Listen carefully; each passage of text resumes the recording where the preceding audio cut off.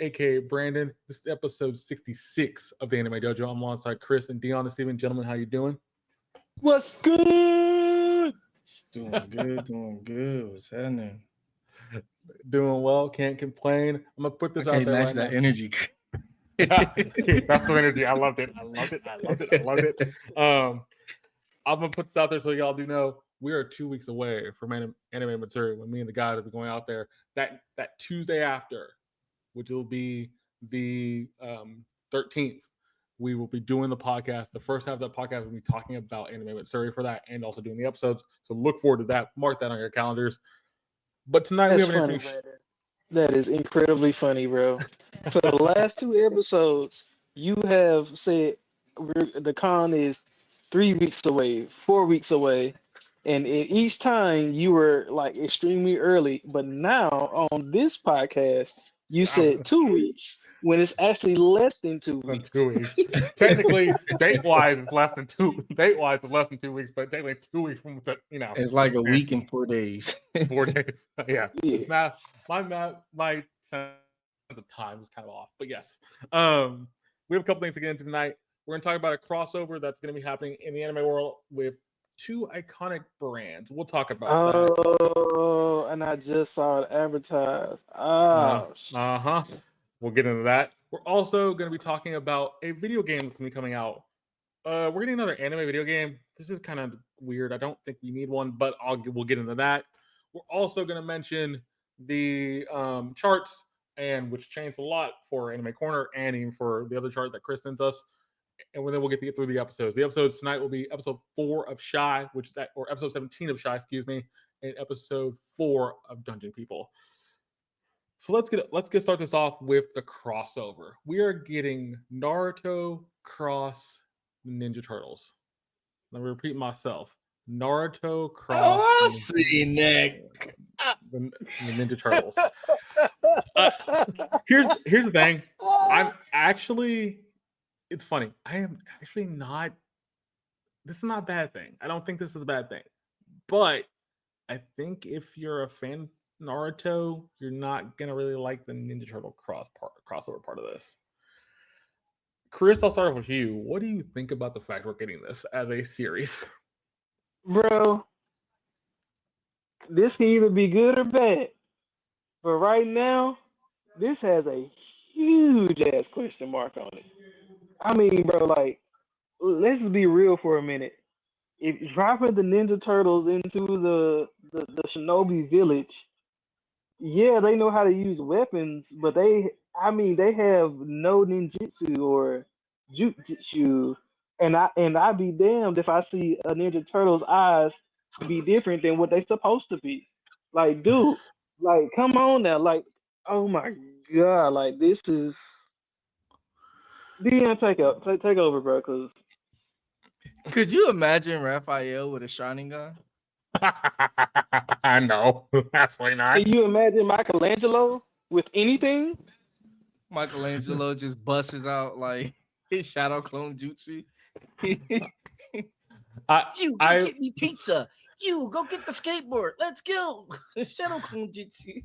I will say that. And then Naruto's gonna do the sexy jutsu at least once. Oh, master! Oh my goodness! I will say this. When I saw this, the first thing I thought about, because they've done the crossover before with, I think it was Batman and the Turtles, which was kind of made some sense in like. It was a good C plus. It was a good C plus. It wasn't great, but you could see the behind things where it could make sense. This has no basis for making sense for me because Naruto is such a well-known brand, and Ninja Turtles is so a well-known brand. I think the two end up going to cancel out each other because the fans of Ninja Turtles will be like, "Why are they in a place that doesn't really make sense for their world?" And then that actually might be a good thing, though. In what sense? If you keep this just fun and you're not trying to make it like be a piece of anybody's world, you're just like, let's make this fun. Like how they do with One Piece Naruto crossovers and stuff like that. And Fist of the North Star crossovers. Like if you just make this fun, it could be gold. Like nobody's world has to be affected. it's just let's break the fourth wall and just have fun with this. Okay, I see where you're coming from, but whose world are you going into? Because I'm wondering if Look, Naruto's coming into the ninja's world, or is it vice versa? The second one sounds more plausible, at I least. believe Because, it's going to be vice versa, only because from what I saw, it is the background showed the Shinobi village and the okay, Ninja Turtles in the Shinobi getup. okay, That makes more so sense for the turtles to go to Shinobi, the Naruto's Shinobi. world, simply Okay, because the turtles are in like modern day New York. Like there we go. Yeah, Yeah, carry like on. Naruto gets shot. Yeah, yeah.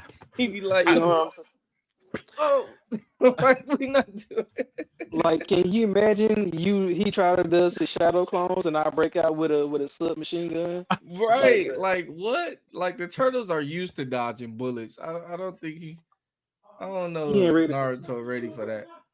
He used to people um, having to sign and say stuff before they attack. I I will say this too.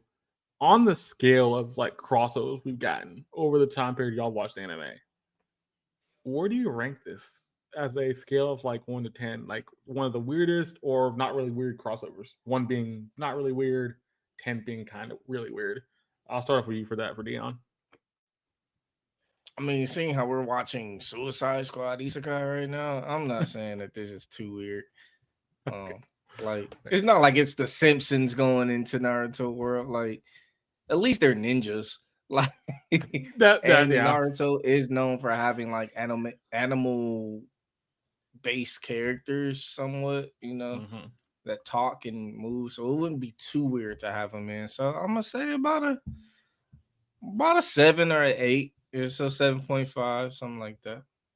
Okay. Chris, do you kind of agree with Dion in that case? Not super weird, but kind of Well, weird, maybe around a okay. 7. I don't think it's a 7. I'll put it that way. Like Okay. Ninja Turtles have jump dimensions before. First check. They have the villains that do it all the time. So, and then when you think about how they did Batman and Ninja Turtles, how they used Shredder to connect to the Ra's al Ghul's clan, they made it make sense. So the fact that they were capable of doing that, that's what gave that movie a C plus. Yeah. So on the weirdness level, I'm gonna give it about a 3 because it's plausible. I mean, Mm, like like everything about the both of their worlds, or about our characters and the ways they fight and things like that, are somewhat similar. Now, one of the interesting things that will be fun is seeing how the Ninja Turtles go up against other skilled ninja besides Shredder. yeah. Okay. Okay. See, the only reason why I was like, "Oh, it's gonna be super weird," is because the time period worlds Are different. are completely different. Uh-huh. Like, there's no Yeah, pizza in Naruto. you Like, know, but you Michelangelo's gonna have to get addicted to like ramen or something. Like, he's gonna make pizza flavored ramen. I guarantee you that's gonna happen. Or there's gonna be some type of reference in there.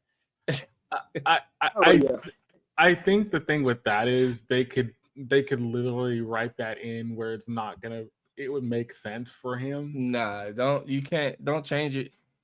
Well, and that's the thing. Like you could literally say, "Oh, he made pizza flavor ramen. He liked it, so that's what they're gonna eat in this world." Mm-hmm. There's other things you could do too, like them learning how to use their weapons in a way to fight off these types of fighters, so they could Yeah. practice that. And so there's things you can do. I think the big thing will be is I don't think they've ever done Ninja Turtles in Japanese. I wonder how that's going to come across for a lot of people that's if it's because gonna be in Japanese. It may not be in Japanese. that's the other thing. It may not, but if it That's what I was is, saying. If you just keep it fun and don't worry too much about that, it doesn't matter if it it's doesn't matter. Japanese You or can not. you can have Hmm. some more fun with it. And Um, Brandon, I should say the Ninja Turtles have crossed time before in one yes, of they They have. their have earlier movies. They have. They cross time in their TV show a lot. They do. So They In do. the old TV show, like the 80s. right, so them jumping to a earlier to what I can't even say a time period because I know they're gonna do dimensions. It's almost like they're going to they're gonna fit in because they've done it before. Yes. It's Yeah, gonna be Yeah. nothing new to them. Yeah. If I had to give this a weirdness scale number out of 10, I would probably go like a 4.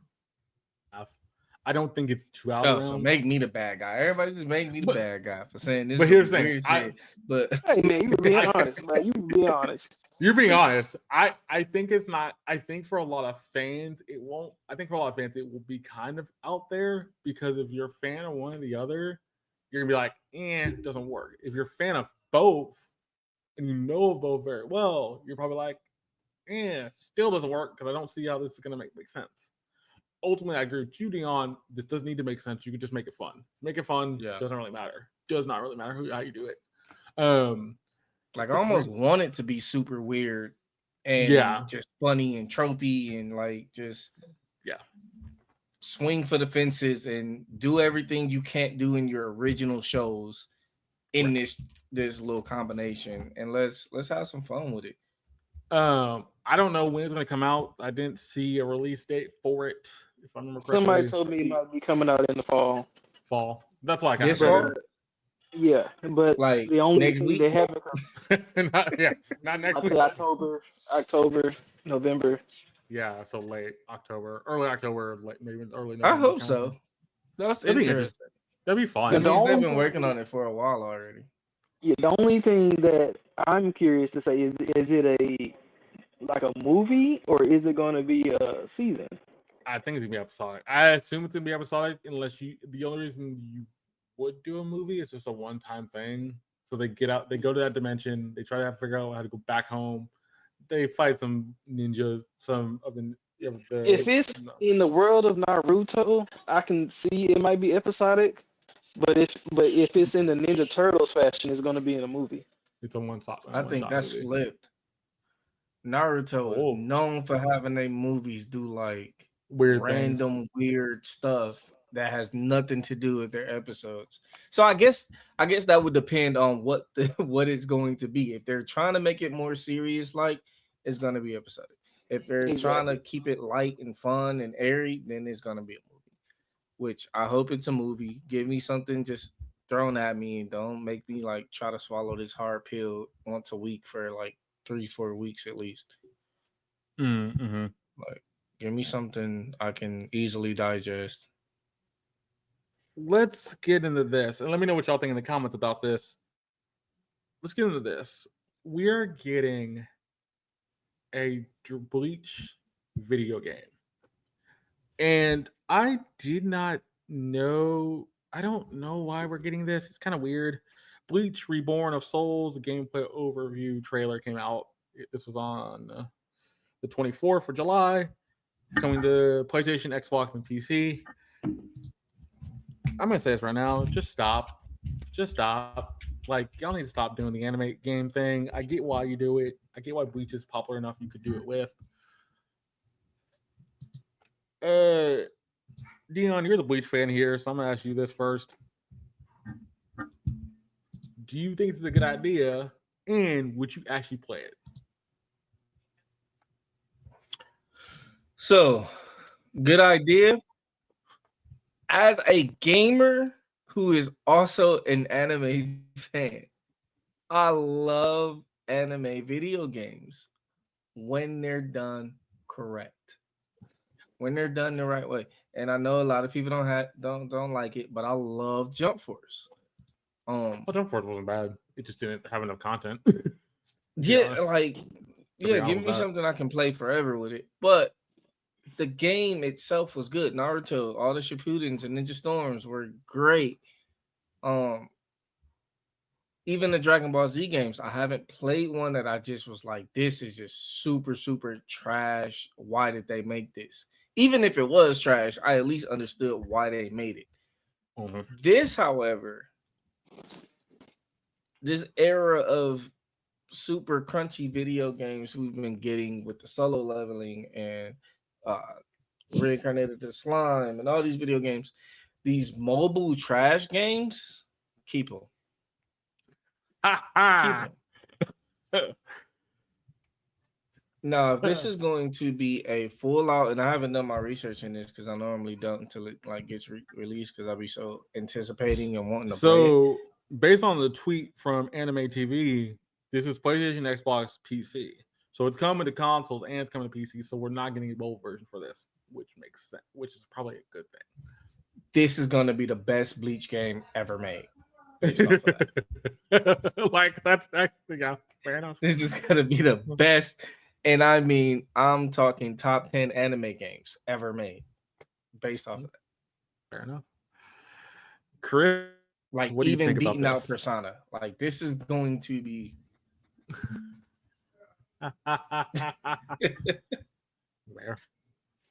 What do you think about this, Chris? We're getting a Bleach Rebirth of Souls video game. So wait. Time the because I didn't hear that last part you just said. Did you say it's gonna be like Souls? Bleach Rebirth of Souls. Okay, no, that's the title of the game. Rebirth of Souls. Okay. Yeah, Rebirth of Souls. If it was like a Souls game, gone. No. What? Based on Elden Bleach. What? Yeah, no. So there's two saving graces here. One based on the trailer I sent with y'all in the group chat. It looks like a fighting, like a 3D or a arena fighter style. Also, the other saving grace here, I think, is the one thing I'm okay with is Bandai. Bandai is making the game. Bandai Namco. So okay, I'm usually okay because they made the Dragon Ball fighting game, Dragon Ball Z, Fighter Z. They made that, did really well. I'm not too worried about this in that sense. Okay, so let me put it this way. Because of that information, I'm going to give it the same skepticism I give every game and every show, bro. Because I mean, I'm sure you can make that into a fighting game. You know, you can even be like Soul Calibur. It fits, but I just think the market is flooded with people trying to make anime games and they come out sucking. So I'm really not looking forward to this. I just being me. Here's the thing. I think the problem is it's a cash grab, and y'all both talked about cash grabs before. Mm-hmm. This is a cash grab for the gaming community, for the anime community, because, like Deon mentioned at the beginning, he's an anime fan, but he's also a gamer. Would I personally get this because I'm a both? No, I thought about buying a Demon Slayer game a bunch, but every time I saw videos about it, people were like, "It's not great. It's okay. It's not work. The story's fun, but it's basically like the show. The fighting game aspect you can do like 2 players and things is okay. It's kind of not great. Like Game it's is like this you're talking about?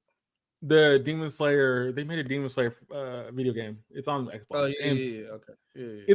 It's okay. Like I've heard people say it's okay. It's not great. It's if you really want to do it, go ahead, but it's not worth them. You know. If it was free, it's the best game out. Yeah, like if it was like $5 to $10, I might try it. No. Not free. 40.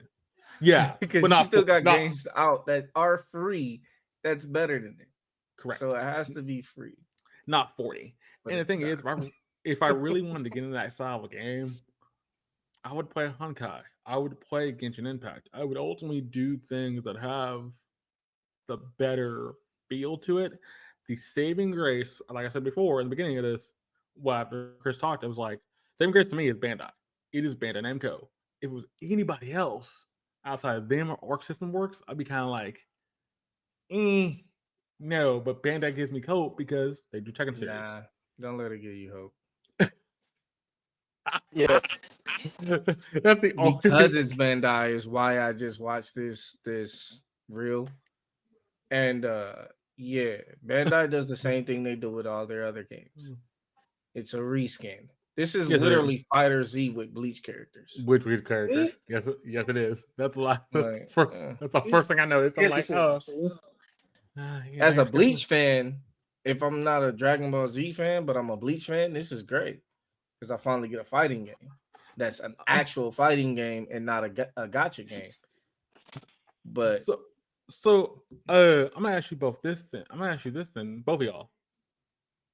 What would compel you to buy an anime game that has original story, decent graphics, not gonna have the great graphics, but also has a fun gameplay mechanic? Because ultimately, the ones we've gotten are very simple games like fighters, or RPGs. There's nothing really different about the thing outside, you say, reskinning. So, what would that game have to be? And I'll start off with Chris for that.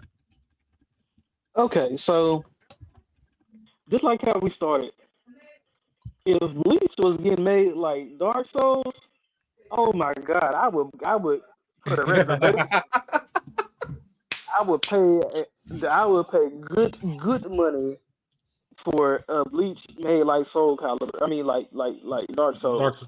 Huh. Just think bro, about that, bro. And then if you make all of the original villains, they're your boss fights, I would be down for that. You see yeah, what I'm saying? Like Yeah. it can be done. So what? So you guys, what would it take? I need for a real game studio like BioWare or somebody to take on a project that's based around the world of an anime, and then facts. let you do like an RPG, and then you have to fight those same villains. That would be cold as Facts. fuck. I agree with you. I normally do what I agree with you wholeheartedly. Here's the problem.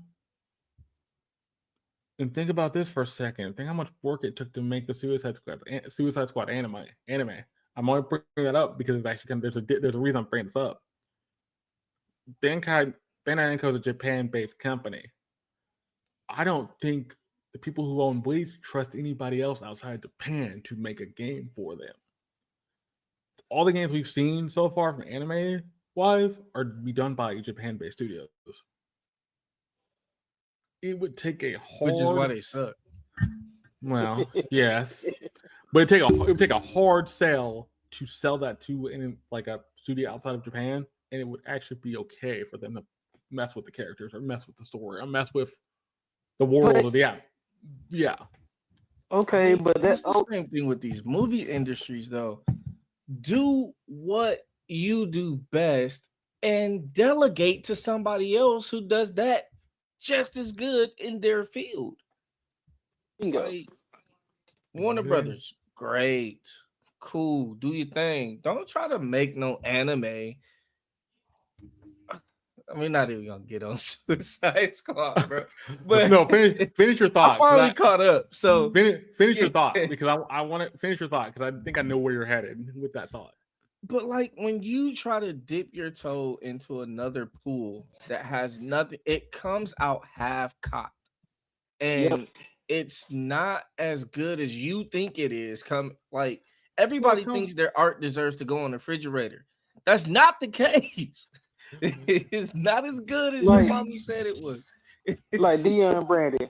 Imagine if they did a Naruto game, but they made it like what's that game? Or if even if they made it like Assassin's Creed, oh, could you imagine if Bethesda got Naruto? oh, bro. I What? mean, You got a I, Elder I, Scrolls Naruto? Ooh. I'm gonna say this. I'll take your Dark Souls analogy and I'm gonna flip it on its head for a second because you said you would love to see this and you could do a Dark Souls thing for Bleach. You know the thing that I thought you could do a Dark Souls thing with, and we haven't seen all the characters for the show yet, so I don't think it's gonna be the case. Oh snap. Solo I think leveling.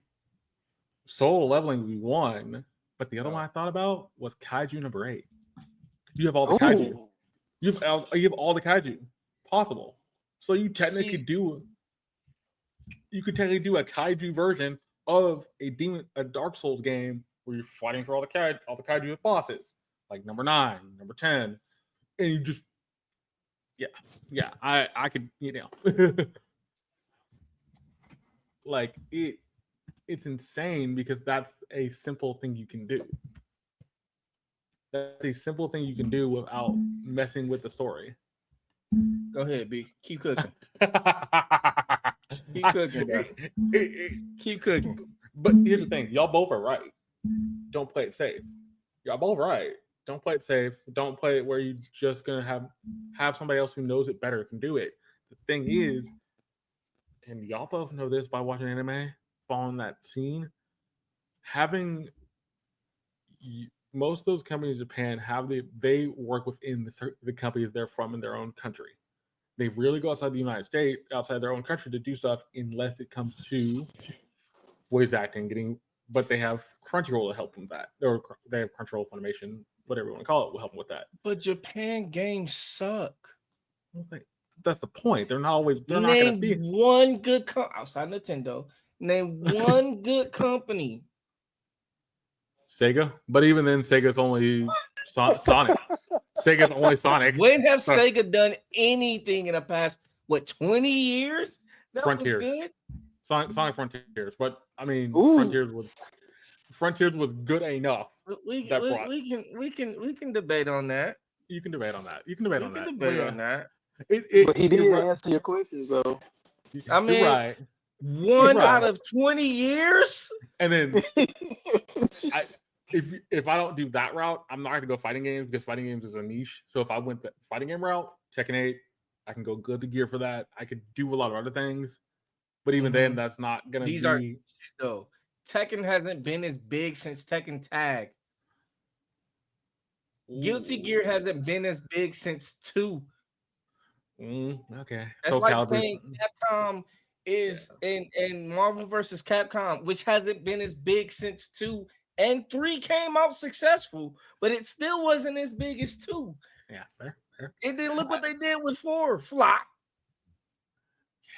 Super Smash Bros. For the Switch, flop. But see, Super Smash Bros. Made a bunch of money because you had all the characters from other series. Because everybody thought it was going to be a hit because we was waiting for 20 years for another Super Smash. Yeah. And then it flopped. It's like Mortal Kombat 1. Everybody thought it was going to be a hit because we've been waiting. And 11 was decent. And then it flopped. Yeah. So we can... But look at Dark Souls games. Been a hit every time they come out. Shadow of Colossus when it comes out. Elder Scrolls hit. Elder Scrolls Online hit. And those are games that's been out for 10 years and are still hits. Yeah. I mean, you're not wrong. And it's weird to say this because I don't think that will change. I don't think that will ever change well enough to where it's gonna make these games better. Basically, these are just games that are just for the fandom. That's the point. That's all they're gonna ever be. If they ever become more than that, cool. But hey, the other thing I was gonna mention, if you're gonna do something like this, you have another series in your back pocket. I said at the beginning of this talk, Demon Slayer. You can make a Demon Slayer Souls game because you have all the demons from the upper moons plus the lower moons plus there's a lot more things. Throw a lot of stuff in this Souls genre, that dark, edgy genre, but you could even, especially like a Naruto or a Bleach, Ghost of Tsushima. Yeah, you could do a whole storyline for Demon Slayer. Basically, anything open world MMORPG or just RPG. Yeah, anything open world RPG. Give me that. I feel bad because ultimately, do I think this is going to do well? No. Do I think the Bleach game's going to do well? No. How much confidence I give it? Out of 10, 4. It will be okay. Ultimately, it's going to be something where it might get a few people buying it, trying it out. We'll hear about it, then it'll just fall to the wayside. And PSA to all of you gaming companies. Okay, let me see if I can look directly into the camera. I may not speak for every anime fan or gamer, but I do speak for a lot of people when I say we are tired of flat 3D based fighter games. Like, we're tired of it. Okay, Dragon Ball Z, yay. Naruto, yay. Leave it. Leave it. We're done. Give us something more open. We're playing GTA now for fun. that's been out for 30 years. Let's give us something. Move in that direction. Let's do it. Even Dark Souls started off flat. Oh yeah. Look where they're at now. Let's go. Let's do something. Diablo on mobile phone is not flat. Let's go. Oh, sorry. Bro, I can play Xbox games on my phone. Get with the program. Yeah. You're right. By the way, Chris, I felt so bad because me and Deon were just going back and forth for a second, and you didn't say a word though. It's like, okay. Because I agreed. Because I wholeheartedly agreed. Wholeheartedly. Like, bro, give me, you know what? I'll even go off the deep end. Everybody knows Gun Gale. Oh, please don't say it. Please don't say it. Oh yeah, I know where you're going. Gun Gale, but Fallout. Oh jeez. Oh jeez. Okay. Yeah, but there's to get Gun Gale or SAO at all. Any type of SAO. Let what? Bethesda? I mean, what? Yeah, they can merge Fallout and Elden. What? Let me say this. I'll say this about both these gentlemen. Both these gentlemen know their stuff when it comes to anime and a little bit in gaming. But I'll have to give them credit when we're all thinking outside the box, and it's kind of sad when we're thinking outside the box, and yet these thinking outside the box is using the same world building, the same worlds, the same characters without messing with the lore. And that's kind of dangerous when you think about these type of games don't have that same type of grasp to them or gravitas. And that's the one thing with anime games or even just gacha games in general. I think that's going to have to get better. Gacha games have gotten there with like Honkai and like Genshin, but you have to get back to the console stuff. Just a money grab, man. Like, well, yeah, we will spend money on things we like. Stop trying to make us spend money on BS. Here's the thing that we're not going to play. Like, I completely stopped playing Genshin after it was like pointless to play because you need all the new characters are behind the paywall. Grind. Like, yeah. I will say this. It's funny when you say that because also the downside to all of this, when you say people will buy anything if they're anime fans, people buy body pills with their favorite character on them. And that's just the tip of the iceberg. I'm not going to go any deeper than that, but it's just that people buy figures that are $200. You'll never get to the point where it's that ever going to be that hot, that it's insane. Just the closest one I have, but but fair enough. We will support. Fair enough. We will support. Yeah. Give us what we like. We'll see how this goes. I don't think it's gonna be great. I don't think it's gonna be terrible, but I think it's right in the middle. If we get any more this year, I'll be shocked. I think we're gonna get 3 more. I think we get 2 or 3 a year announcements for anime tie-ins. But let's get into the charts. And let's talk about these charts because these charts kind of went how can you say topsy-turvy, flipped on its head. Like, I don't know what happened this last week, but this last week was kind of just insane. So I'll start this off. Oshi no Ko season 2 went back to 1, went up 2 spots. My Hero Academia season 7 went up 17 spots. Days with My Stepsister dropped 2 spots to 3. Sometimes Hidden Her Feelings in Russian dropped 2 spots to 4. Our Last Crusade or The Rise of the New World season 2 went up 17 spots. Wistoria dropped a spot to 6. Fairy Tail 100-Year Quest dropped a spot to 7. My Dear Friend Nora dropped a spot to 8. 2.5 Dimension Seduction went up 3 spots to 9, and Too Many Loser Heroines dropped to 10, 2 spots. Chris, what is the big takeaway from this chart?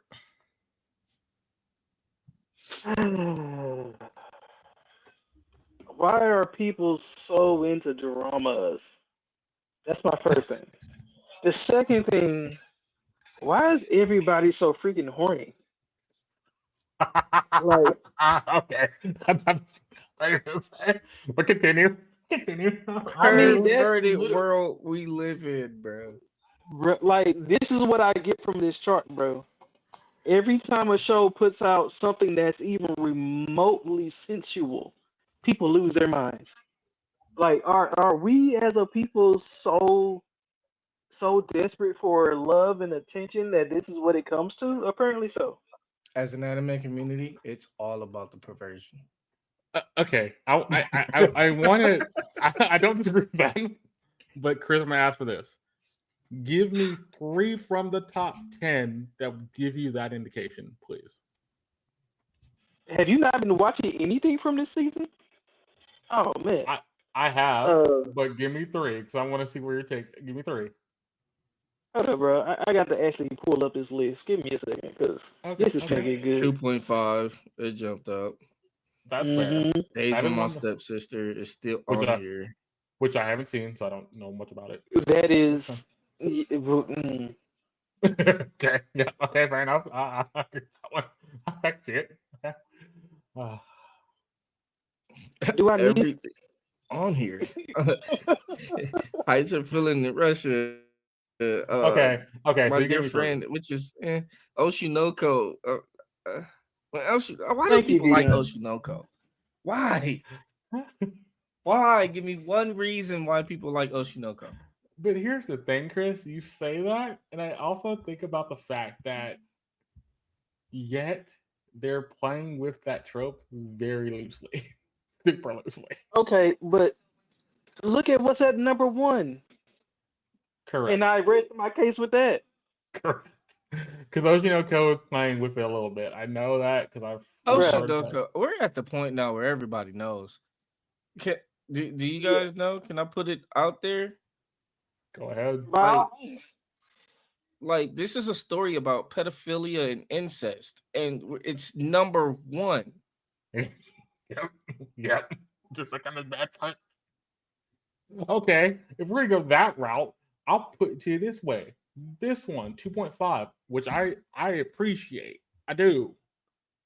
But also it plays with the one trope that I don't also like. Because they said in the last episode, Chris knows this, because they said in the last episode, they mentioned the fact that she goes, "Oh, our main character goes, oh, so all these pictures are pretty much safe for work, SFW." And then they go later to when they go to the con they're going to. He says, "Oh, you don't have any any like sexy pictures?" And she says, "No, because I'm under 18." And she's like, well, "I do, but I have them on a separate thing just for me. I haven't put them out there yet." He's like, "Huh?"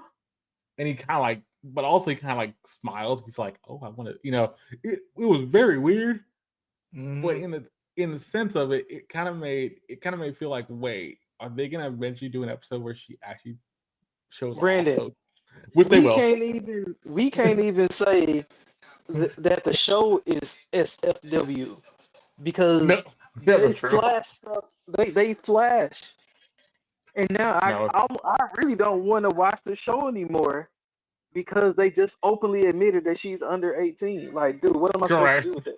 Correct. Hopefully, administration. Because I asked you the question right after that. I was like, "Wait, so how old is he?" And you're like, he's probably like 17, 18 himself. He just turned 18 or something. So that means you're 17 or 16. He was like, "Okay, wait, how does this work?" Because I didn't ask. I stopped asking questions at that point. Um, it, but it's also kind of funny when you think about this. I'll go down a little bit further. We watched Pseudo Harem. They're playing with that trope a little bit, but they're playing with it in the weirdest way possible because it's her trying to like him. We haven't kept up with it, surprisingly. Um, Spice and Wolf's playing The with that only trope. reason the only reason Spice and Wolf and Pseudo Harem are not in the top 10 is because they are actually trying to be wholesome. But yeah, also they're trying. They're trying. Perry's playing with that trope a little bit, very little bit, very little. They're at 20. Bro, Uh, Brandon, let's be yeah, real. Everything in the top 10 has at least one female character that people are lusting over. yes, you're right. You're right. I will say this though about my hero at the moment. Mm-hmm. they're just happy to be going in. Yes, which Like actually they're is a good thing. It is going in. I'm wondering if that's not going to help them later down the road because we're only in week 4. This will be week by the and time we we look at still this. haven't gotten anything serious yet. Correct. Absolutely correct. And they're going in like this. Like Mhm. and as the manga reader, we still got plenty to chew on. Well, we got a lot more to chew on. A lot more. We ain't even seen Deku do his thing yet, but you know, I digress. Okay, I'm gonna ask this to both of y'all then. So you don't like all the dramas on here, Chris, and I'm guessing Deon's the same way for this. I How would don't you fix that? mind the Because the way dramas.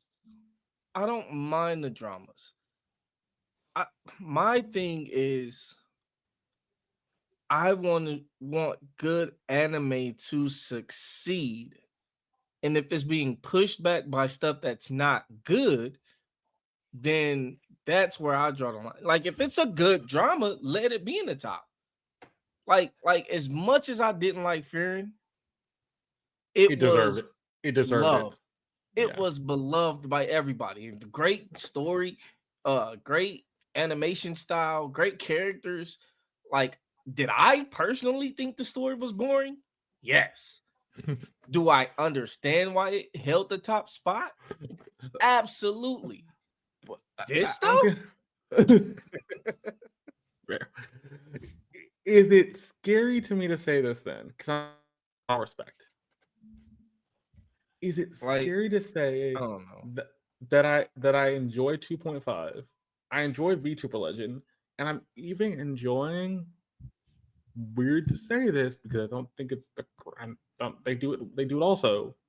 Plus FLs, and please tell me I'm wrong, Chris. I am, but those those 3 shows for me for drama wise are actually interesting. Plus FLs has probably the interesting story out of the 3. I think VTuber Legends getting better. They're getting faster in their storytelling. And even with 2.5, they're getting better at the storytelling, but they're going to have to go to a place they don't normally go with some anime. Okay, so let me put it to you this way. Okay. I agree with Dion. Let dramas be dramas if they're good. Cause I do enjoy dramas when they're done correctly. Now, I personally do not like stuff that's overly cute. Can't do it. Yep. That's fair. Can't like Which you said so before. like so any of like magical girls and stuff like that. Nah, that ain't me. So, but I will say that if a drama is good, like I'll put it this way, the cyberpunk could almost be considered a drama. Yes, it can. Technically, it can. It can be one. Even I'll go you one step further. Blood of Zeus can be considered a drama, even though it has a lot of action in it. A lot of action in it. So, how these shows are at the top, for if you ask me, it's not for story, and I'll leave it at that. No, if that was the case, Wrong Buddy used healing magic should have been way up there when it was. Yes. Okay, before we do that chart, I'm gonna ask you this, gentleman, this question because we're kind of going around this trope, but I'm gonna bring it out fully. Do you think then we ultimately should get rid of the fan service trope? Nope, Nope. not at all. Oh, okay, all right then. Not that wasn't what you were thinking, right? No, I wasn't. Okay, explain then for me. Deon, go first. Well, I'm gonna say it like this: we're always going to have something that not everybody likes, but we're also. I swear, there's a ghost in my room. We're also going to have.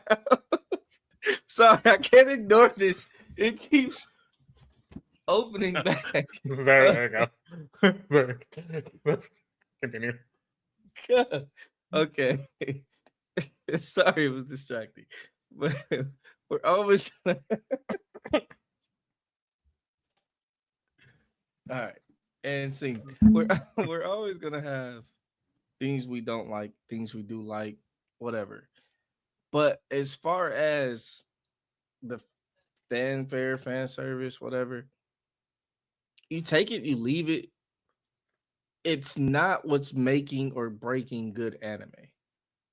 In fact, some anime, that's their whole premise, and it makes it good. Like High School DxD. What's the other one? It's a couple of them. There's a lot of them. High School System the New Dead. Devil, all that stuff. Yeah. But we shouldn't do it. That's like saying we need to do away with stop signs because traffic lights were invented. Like, nah, keep everything you have. Let's just as a people start to recognize what good anime is, rather because Konosuba has a little enough in it to be considered fan service, but it's actually a decent storyline to it. First season of Jobless. I'm not gonna say all of Jobless because I didn't like it, but first season of Jobless. Pretty decent storyline. Good fan service. But Chris, I'll let you finish. Go ahead, Okay. Chris. Yeah. When you have shows like fan service has its place. And fan service doesn't take it as far as hentai. Correct. So, and then when you look at shows like High School DxD, Testament of Sister New Devil, Plus Size Elves, these shows are well known because they have good stories. Yes, they have a shit ton of fan service, but they are good stories. Yeah. High School of the Dead has very minimal fan service, but everybody knows the show because of everybody knows the show, not just the scene. You see what I'm getting at? Yeah, I see what you're getting at. It's an interesting premise because the reason I'm bringing it up, it just kind of feels like if that's the case with a lot of these shows, that tells me a lot of these shows aren't doing good story and just hoping for the shock factor. Ding ding ding. Which is also kind of sad when you think about it. The shock factor shouldn't be the reason you're going to be keeping people around, but hey, they've done that before. And it's funny. I go back to one scene that everybody talks about, and I always think it's funny because people thought it was going to be totally bad for the show and was not going to do what it was going to hurt what the anime was going to do. Demon Slayer, when they did the Swordsmith Village arc, and when you see the Love Hostel come out of the spring, everybody thought that was going to be word out. Everybody thought they were going to do something different with it. Nope, they left it where it was because it wasn't bad. It just was a quick thing that proved you a point to where we were in the story. And they didn't linger on it. They didn't really keep it.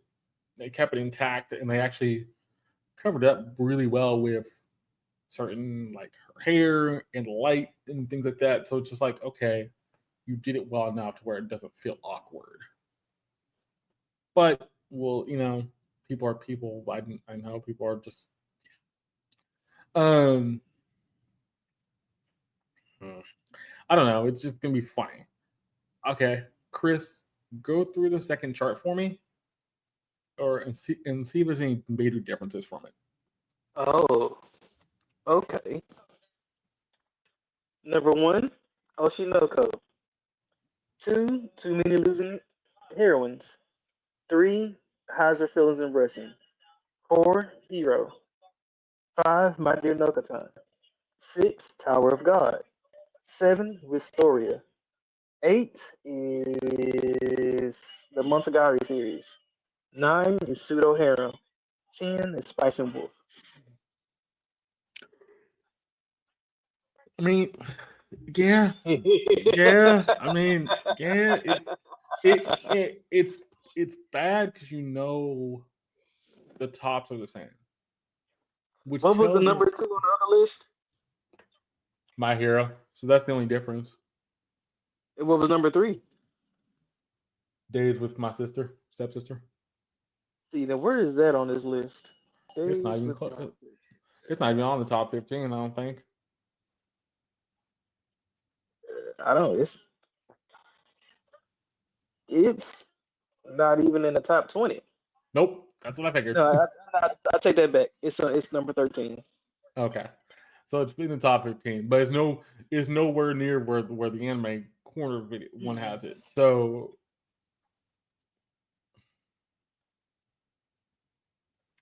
Well, then that also tells me then we need to figure out a way to make it where it's not going to be ultimately different. Um, like we know this list is people who are actually watching it and watch time. The animated corner list is more votes. Yeah, there need to be a melding of the two because seeing Oshinoko at the top makes sense now for both. I can make that actually makes sense. The rest of this list is just kind of random at this point, and it's random for no real reason. I And can see it. what can take over dramas then? Because we have no real good shonens coming anytime. Well, we have a couple good shonens coming. I think the thing Bring is, back. Go ahead. I think the thing is with that, you need to find another genre that can really phase out dramas, but there's nothing really strong there. You have shonens, you have a couple adventure stories. Figuring was one when in the spring, last spring or last fall. You have other things that can balance it out, but there was nothing huge. I would say if you want to improve the genre, start giving me real life situations in drama and animes. Not some made up slice of life that might happen only to one every 100 people or so. Give me the animes that like, give me the animes that everybody can feel. Like in this instance, give me an anime where there's a guy, a straight guy, but but he lives in a town full of lesbians. Like, and he has no chance of getting love, but yet he's still trying to find the one. That's a good rom comedy to me. Yeah, But it has somewhat real world basis. it does have some moral basis. I think the thing is with slice of life. That's the other plot split to this. Slice of life also has that problem of a lot of slice of life can't be realistic unless it's like somebody being a chef, somebody like we're seeing dungeon people right now, which is a slice of life technically. Giant quote, not giant quotation marks, tiny quotation marks, because it's learning that working in dungeon. So weird, it's there. What do you do with it? I don't know. Like it, the slice of life genre is also kind of like that's where drama kind of fits into because you can do a like friend style slice of life or How I Met Your Mother kind of thing or whatever. It doesn't have a basis where it's like, oh, eh, it it still works. I don't know. It's so much. I think it's so much harder now because dramas are going to dominate because they're more geared towards ladies for the most part, and most shonen are geared to guys. Except, and there's crossover between both sides, but that crossover is getting smaller and smaller when the dramas don't really have much anything else to do with them. Now, I do have a more business way that I see it too. Okay, go ahead. So, not saying that these charts are showing this, but just what if, and bear with me for a second. Now, what if on these shows they already know they have the male demographic because they're not afraid to show any kind of action show drama, any action with somebody getting whether it's with any kind of weapon, swords, fights, guns, whatever, or like they know they have the male demographic. Mm-hmm. So if they start showing better dramas and things of that nature, they might get a more female demographic, thus bringing in more money. Yeah, you could. It would be it would balance out more, so I could see it. But also, how much of that are you really focused on when most of the time when you make these type of shows, you're going to focus on because you have if you have a decent enough story, you're going to get the female demographic. If you don't have a decent enough story for the guys to follow, then you're going to fall back into the fan service stuff. That But that's what I'm saying. So they know they can grab the male audience easy. yes, they But do. trying to find the right formula for the female audience is what they're still trying to discover. But I think with shows like Oshinoko and Fury, they're getting close. They are getting close. They are getting close with those two. Those two are the closest they've gotten in a long time. It is still kind of interesting because I don't think they know. I think they're still trying to figure out how to balance that out. But I think that those two shows did a good job of telling a good story, and these giving you a story behind what's going on. And I think the one we're about to watch in a second, Get Up, Done to People, episode 4. We'll get into in a minute. I think that's doing a good job with the slice life aspect, but also giving you a little bit of fighting we've seen so far, other small things that have helped that situation. So, is there a true fix for it? No. I think, is it going to take time to fix it? Yes. That's going to be the big thing. It's going to be down the road. They're going to try to fix it some way. Here's how. But it's an interesting topic because these parts are drama heavy. The last part was drama heavy. How's that going to be changed? I don't know. But we'll see how much that can change in the next couple of years to where they can really fix out the smaller things if they can. Maybe tweak things, make things a little bit different as they go along. Yeah, that's the way good business works. You Yeah. keep tweaking it until you get it right, Yeah, that is very true. or either that or you do that until your investors stop investing.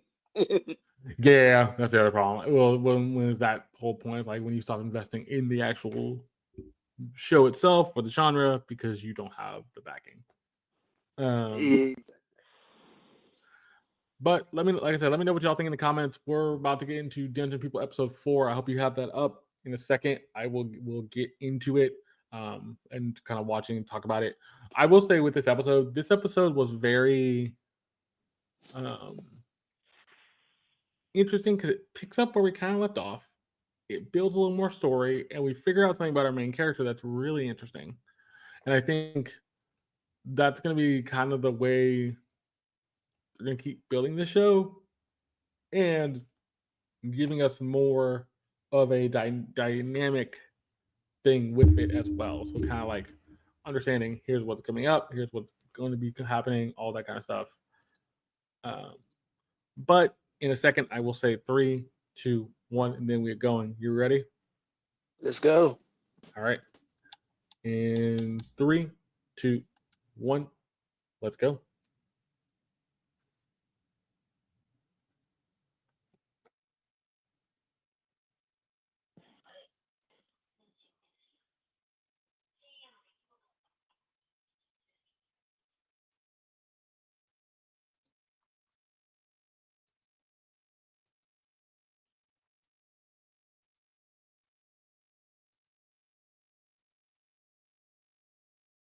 I missed that little prologue the first time. Yeah, that prologue was in loud when we watched it the first time. Basically, just kind of explaining some things about her outside the dungeon. I didn't know the whole guild disappeared though. Mm-hmm.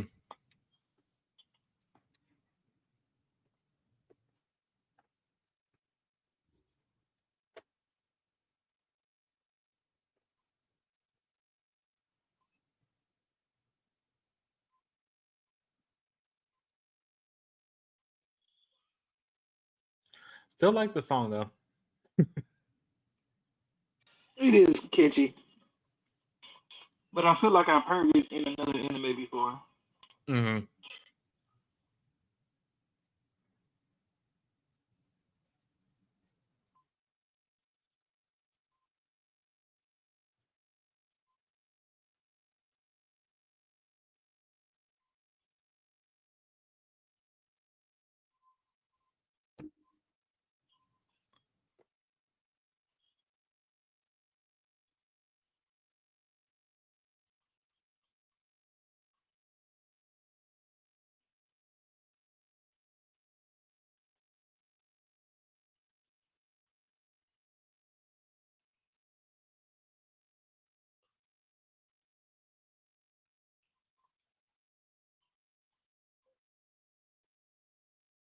Thief Guild and the Dungeon.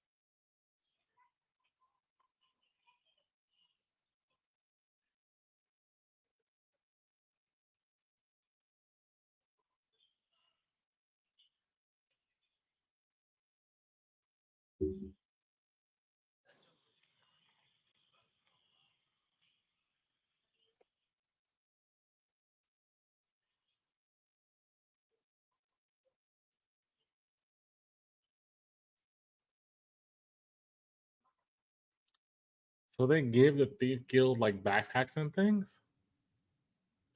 No, the these guilds gives it to them in exchange, in exchange, and they put it in the chest. Oh, okay, okay.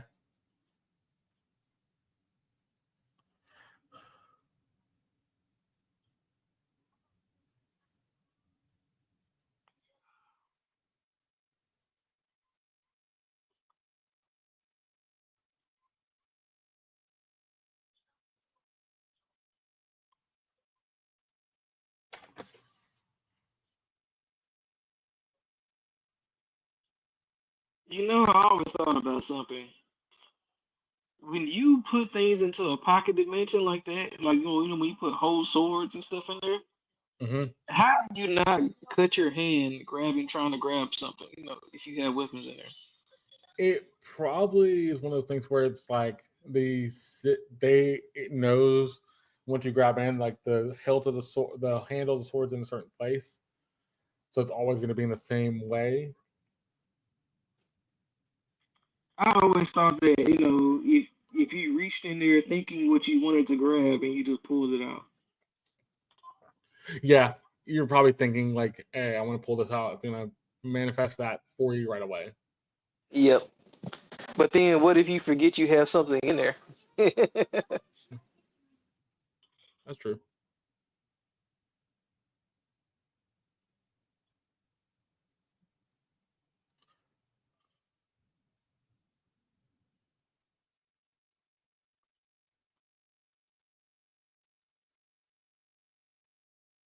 But it's not your fault. They just open up the chest. It's a trap. Exactly.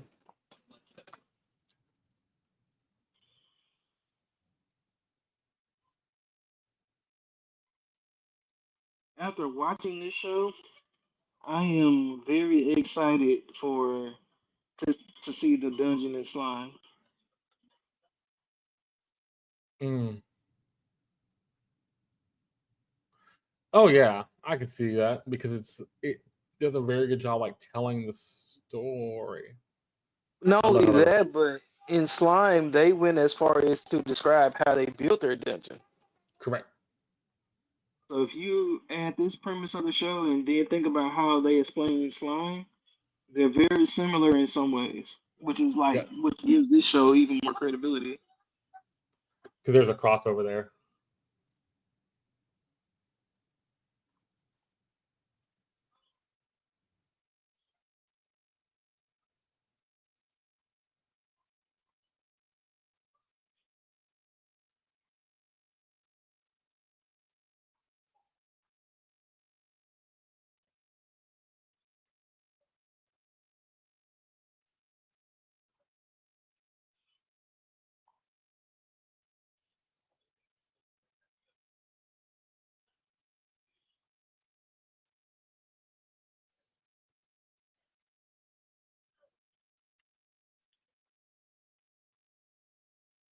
Oh, she said her father's name, Mr. Bruce. Mm-hmm. That was the first time we actually seen her father's name. Yeah.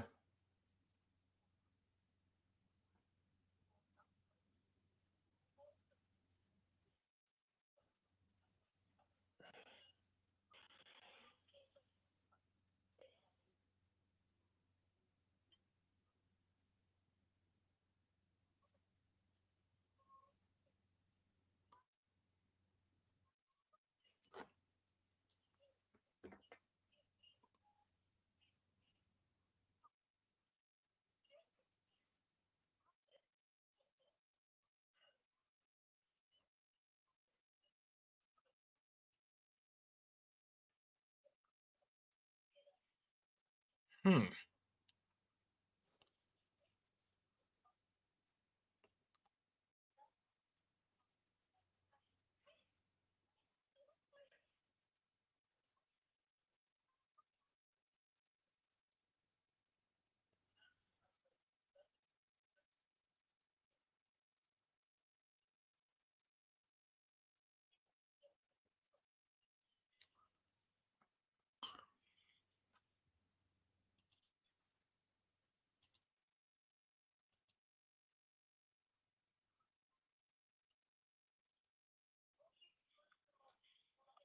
You know, the other thing they haven't really revealed in this show that they're starting to get at Mm-hmm. is that this dungeon is way bigger than we think it is. Oh yeah, it's huge. We just haven't seen the full scale of it.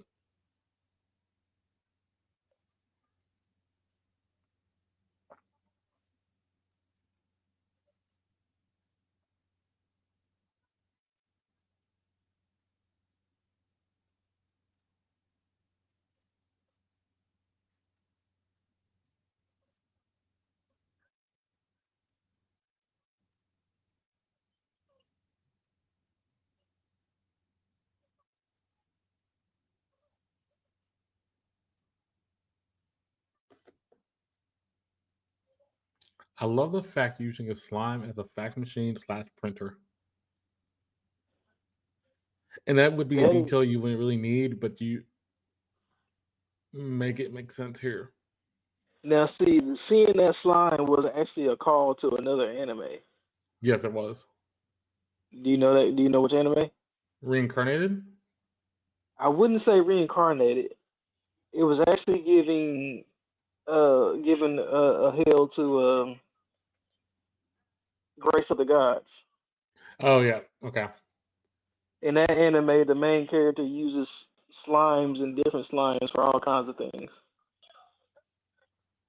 Like, man, he basically uses slimes as washing machines. Mm-hmm.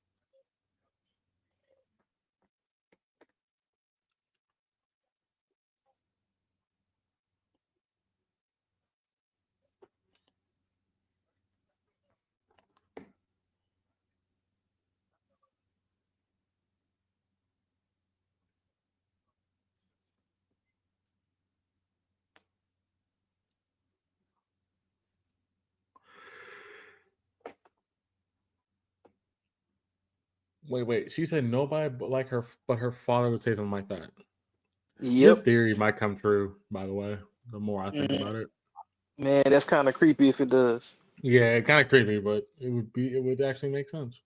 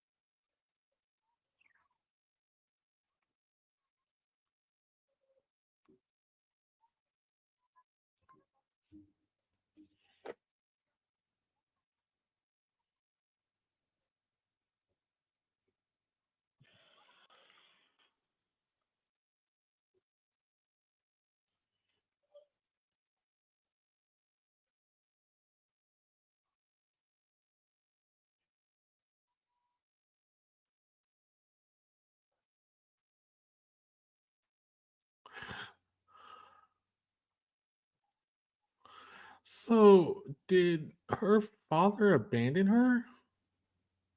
In a way, yeah, but he left a note. Where, like he basically made sure that she can take care of herself.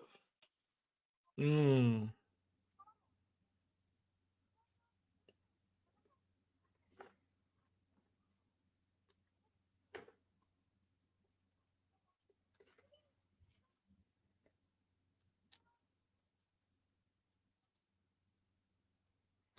But that'd be so weird that he abandoned her, knowing he could take her, try to learn how to take care of herself, and then she got this But trouble. that's the reason why she's looking. That's the reason why she's looking for him.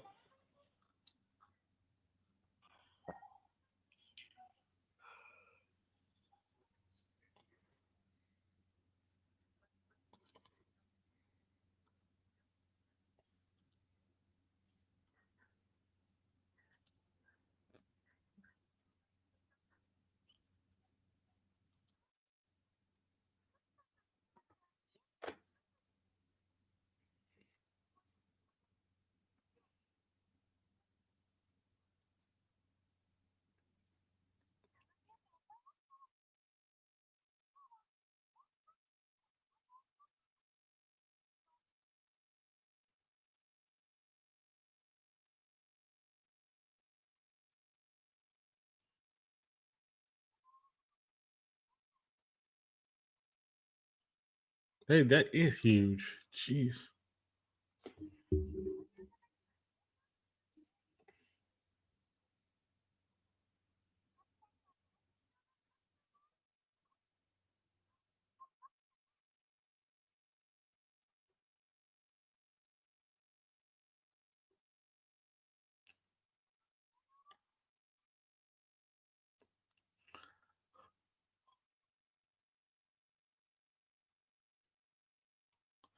I love the fact when they show this off, it's just like them all in a courtyard.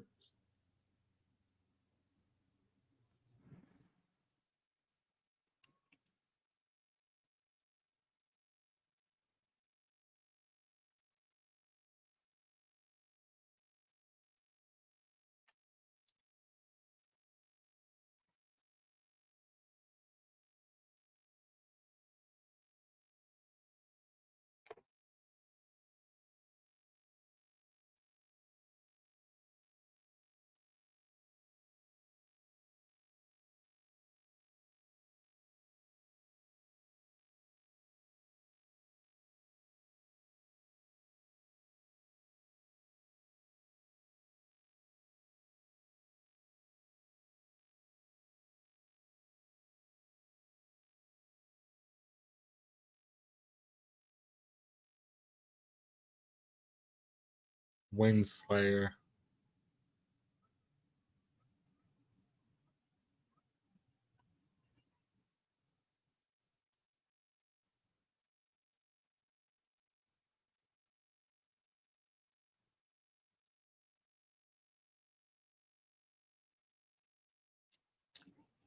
So they know of her dad.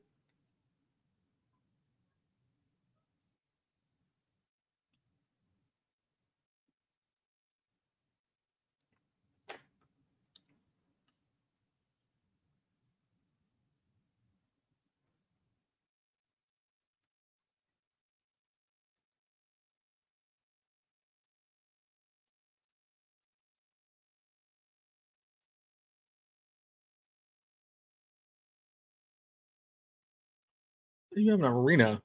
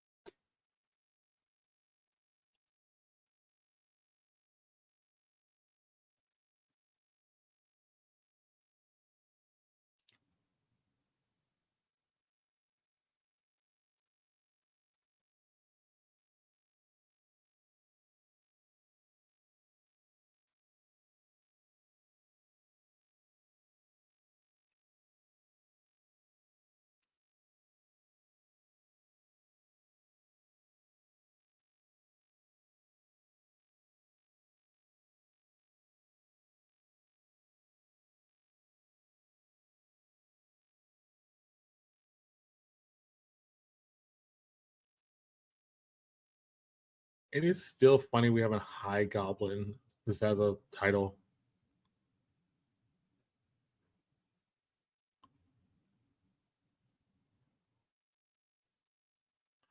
That's a line.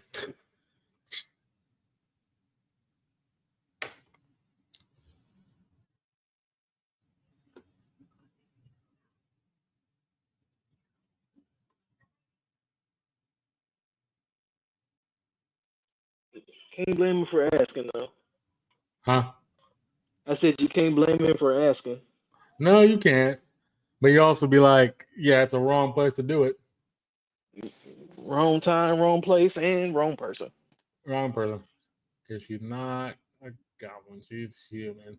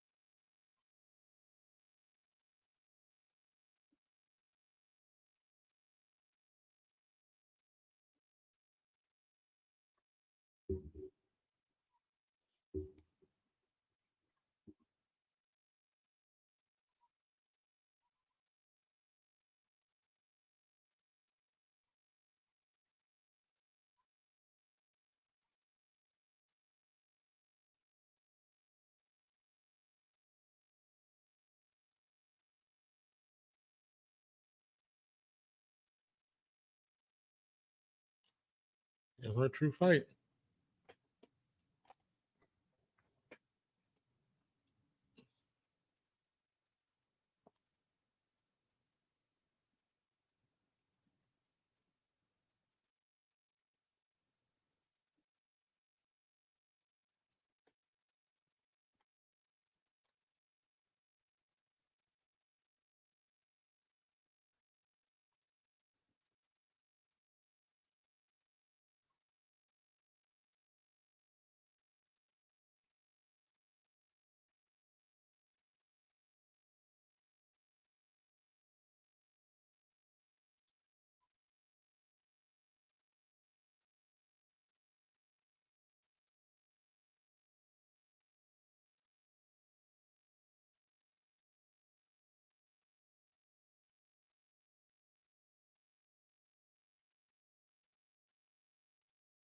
How can you parry flames?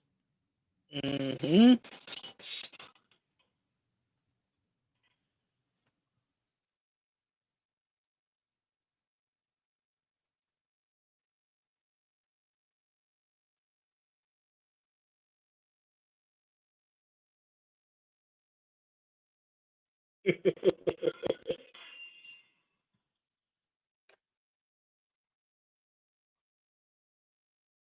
He was like, surrender.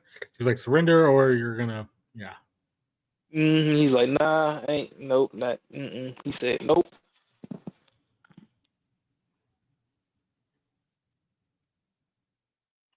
And then we get the giant lizard.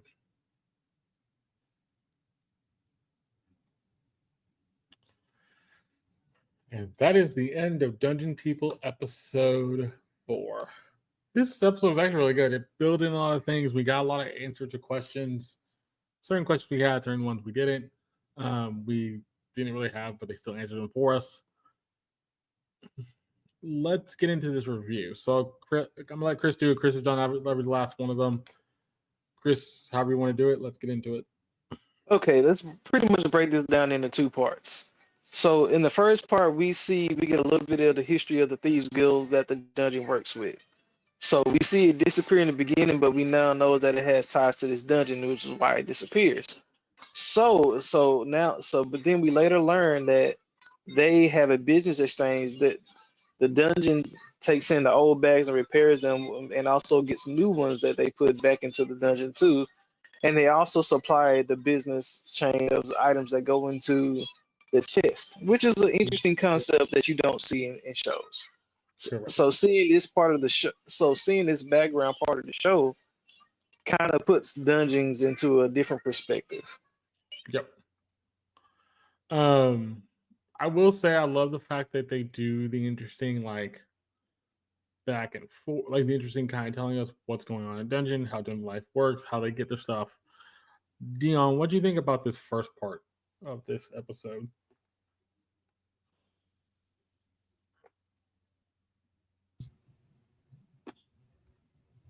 My bad. Oh, you said the first part. This first half. I mean, it's a lot of world building right now. Mm-hmm.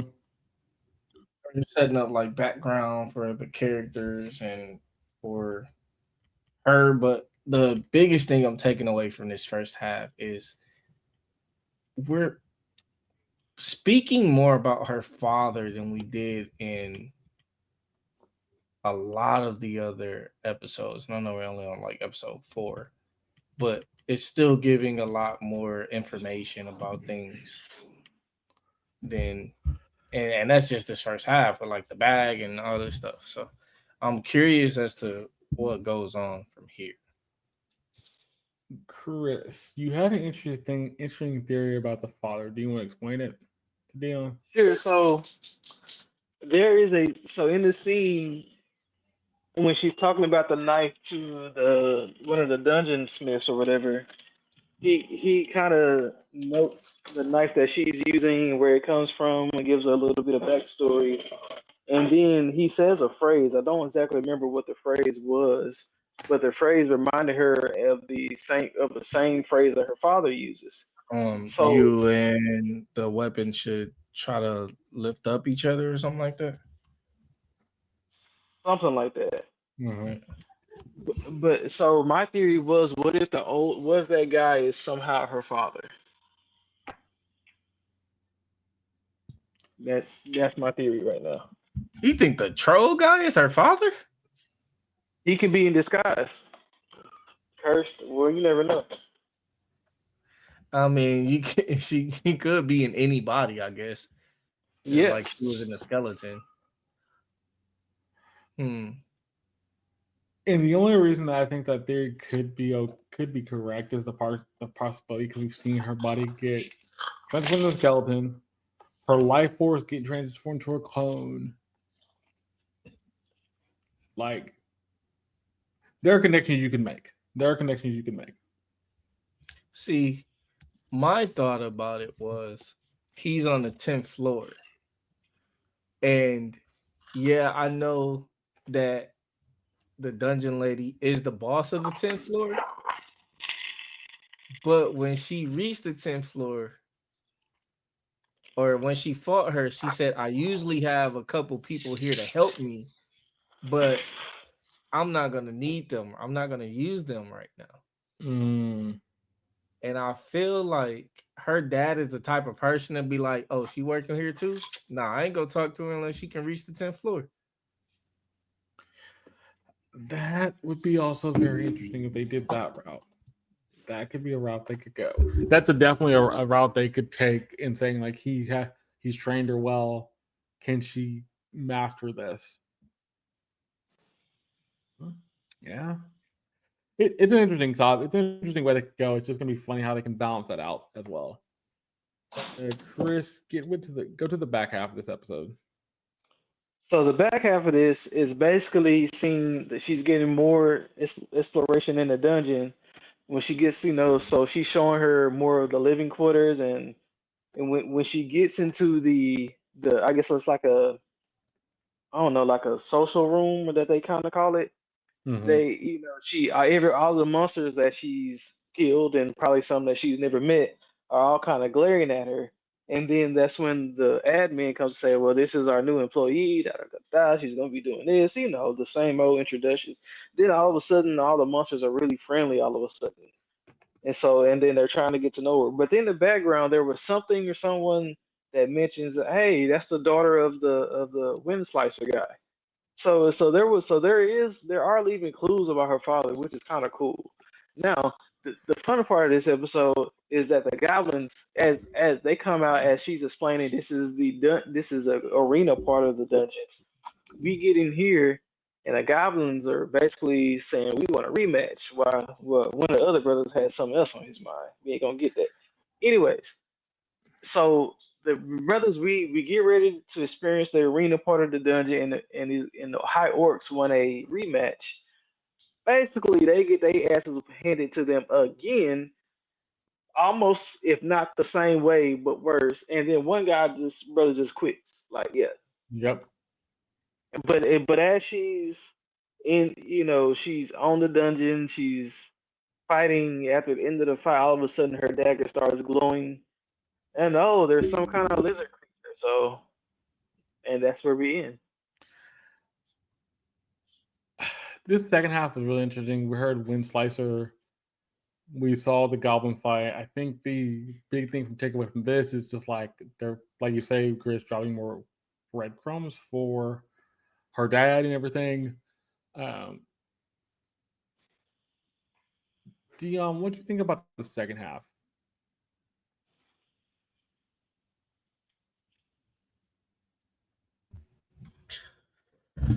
The second half,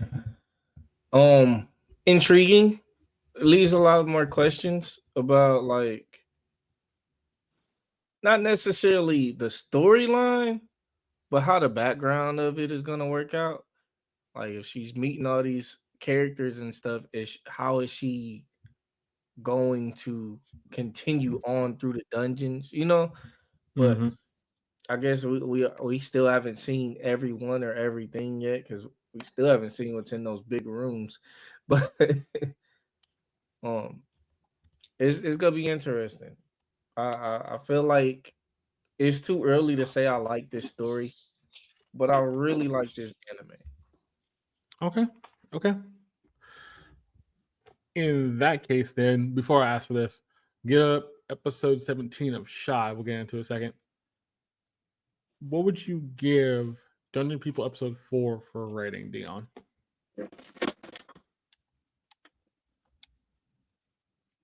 Ooh, 7.6. Okay. Is there a certain reason why? It's just very consistent with from episode 1 to now. Is part the only thing I would like to see more of is like character growth, like I said last episode. Mm-hmm. But I can't give it more than I did last episode. But I also don't want to give it less because it's not worse. No, it's you not know, worse. but I do feel like they could advance this story a little bit more. But who knows how far they have planned on this story lasting? Like this could just be a single season end all. But as far as I'm concerned, this I would like to see the story progress a lot more, or at least the main character. Okay. But Okay. it's well written, very well written show so far. Chris, once again, thank you for doing the Dungeon People review. I appreciate that because you've done a really good job with those. What would you give Dungeon People episode 4 for a rating, Chris? So I'm going to give this episode an 8.6. And the reason that I think it deserves that extra point is because well, not only the consistency, but they're dropping enough breadcrumbs in their story, so that kind of makes you want to keep watching it. Like it's enough there to keep you wanting to come back and rewatch it. Like it's interesting enough to pique an interest, even though it is simply drawn. Yeah, yeah. Um,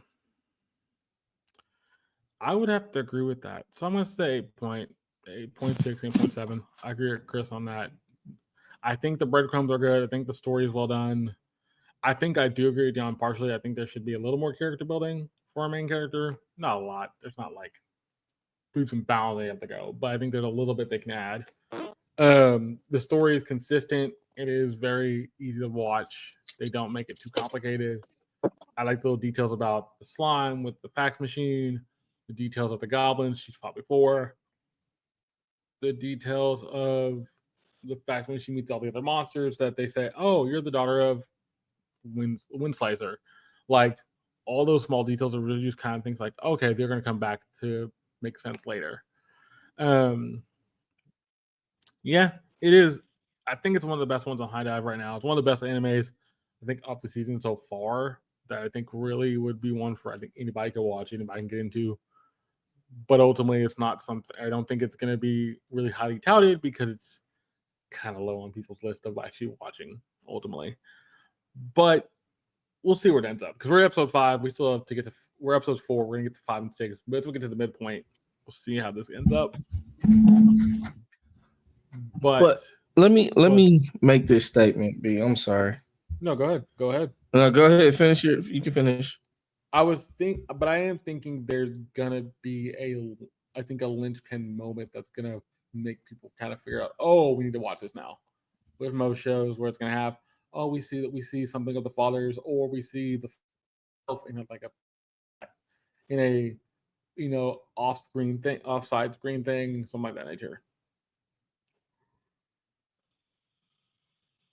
Go ahead, Deon. I was just saying, remember our conversation earlier about what would be considered good anime or what animes would deserve to be on the top list, and how I was saying as long as it's good anime, doesn't matter if it's fan service, drama, action, whatever. This is a very good anime. Very good. And look how far down the list it is. Behind all of the very mediocre, very mid, like subpar dramas. Why is that? You know? I don't know. I think it's just the thing of like, what are people looking for in an anime like this? I'm gonna pull something up real quick. I'm just gonna pull it up so I can look at it real quick. I don't think it's anything crazy. So Dungeon People's 41 on the Anime Corner charts. 41. The only thing ahead of it that we'll continue watching is Shy season 2. Mocha Shy is above Dungeon People. Correct. Mocha Punch, which I've been watching, is 36. And Code Geass is 39. Plus Size Elves is behind it, which is actually kind of surprising. 43. And anything else that's in the only thing higher than both of those are Nier Automata at 27 and Yokohama Family at 25.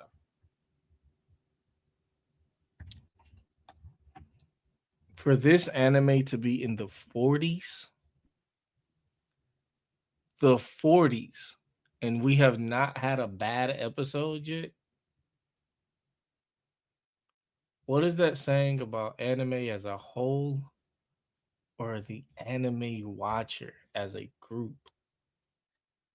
Is it just not publicized enough? Well, it's also on High Dive. and it's slower paced. You It's know slower it's paced. not. Still, show was gushing over magical girls, and that was high. Like, That's true. Yeah, That's but very that true. was high for other reasons. A lot but of that's those. what I'm saying. A lot of those. That's what I'm getting at. We can Yeah, like it being on there high go. dive shouldn't be an excuse for it not to be up there in the Well, list if it's a good anime.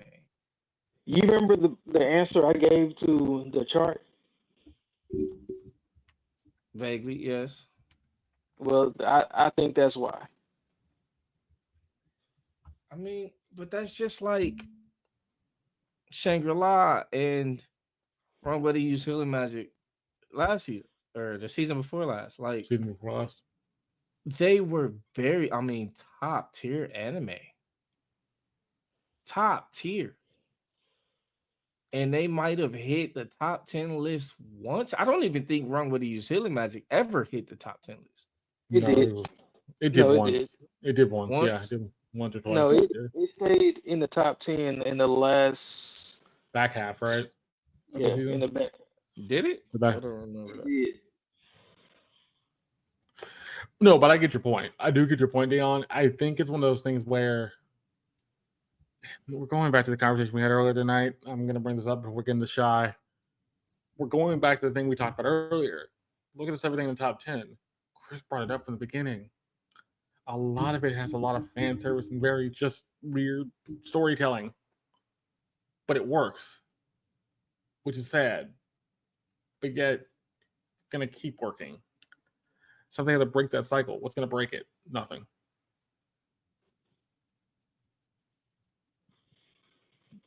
You're But see, in I don't think fan service makes this anime any better.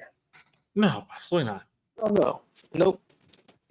Absolutely not. Like this isn't one of those animes where you can just throw some big melons out there and make it a better anime. It's not. But I also think Doesn't even fit the art style. Oh no, it doesn't fit the art style. No way it doesn't. Absolutely not. It's one of those things where it's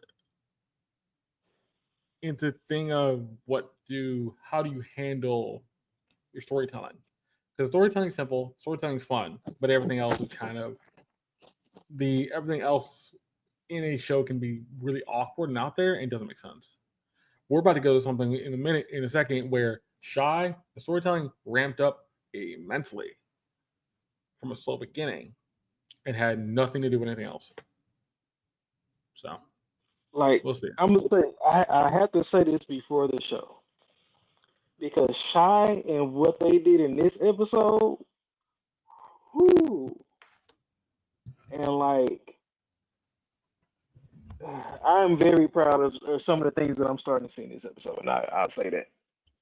I'm going in blind too, so Okay. I had a feeling.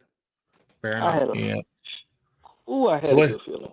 So, ladies and gentlemen, let's get episode 3 of Shy Up, or episode 17, excuse me. Episode 17 of Shy Up. In a second, I will say 3, 2, 1, and then we'll get going. Gentlemen, are you ready? Yes, Let's go. sir. All right. In 3, 2, 1, let's go.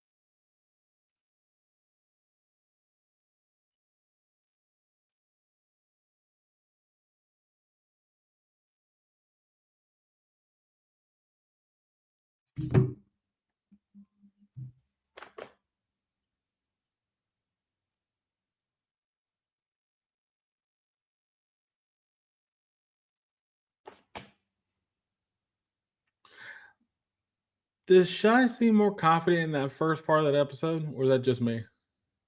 No, she seemed less confident. Oh, did she? She seemed like she's more confident. That's just me. No, she kept saying she was scared. Like Oh, she's a coward. okay. Like, that was Okay. more. That was honestly the last thing I wanted to hear when I first saw this episode. Okay. Okay. I was confused because I thought you said more. I couldn't. It didn't sound like. But this whole episode is a but to that statement. Yes.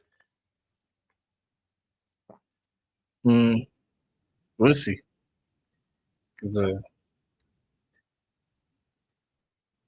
there's certain stuff I just can't let slide with this character, man.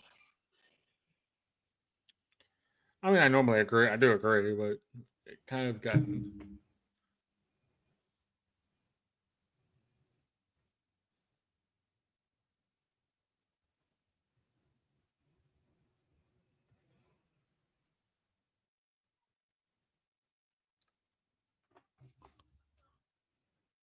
Well, if she could do that to the black orc, why she can't just?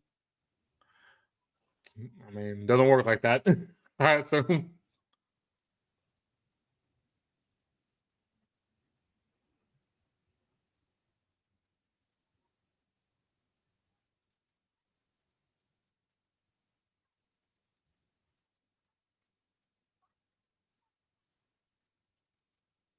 Oh, that's her. I forgot the brother that bought Don't the be shit. lying to Okay. him. You know you worried. I mean, but you have to be strong for him. He's young. He done You been can't through act some like things though. you can't act like he's not. Like he's there. She's not scared, but she also has to be strong for his sake.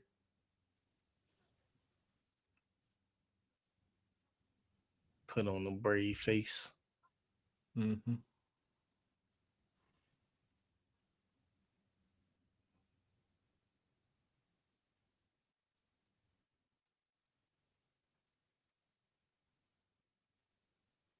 I hope you did some conditioning training before you walked in there. I mean, you do a little bit, I assume. Do one attack and pass out.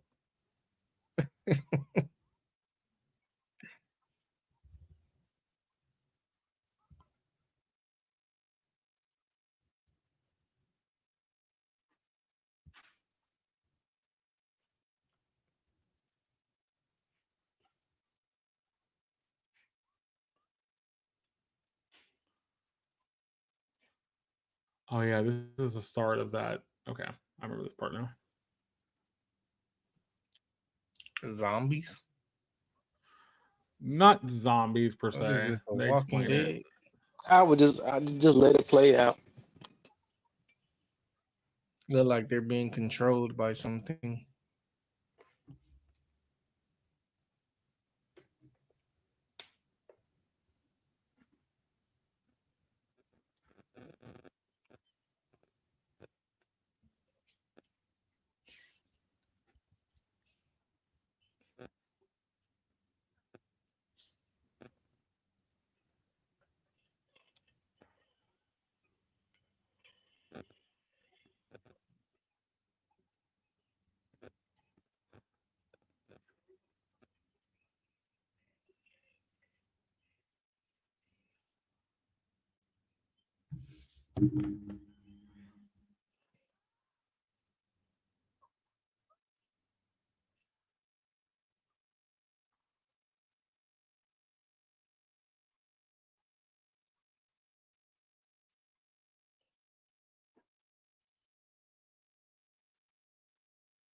Okay, that's a confident look on her face. Okay, Shy.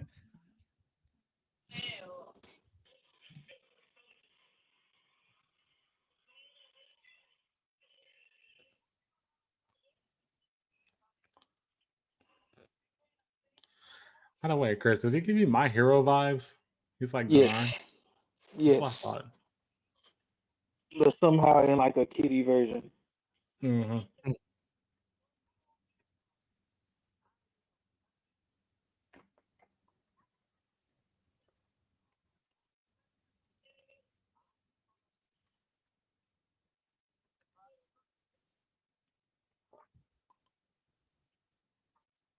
her sister, or her other evil half.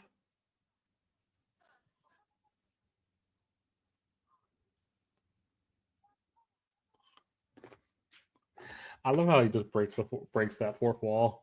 Like, hey, we're heading that way anyway, so let's not waste the time.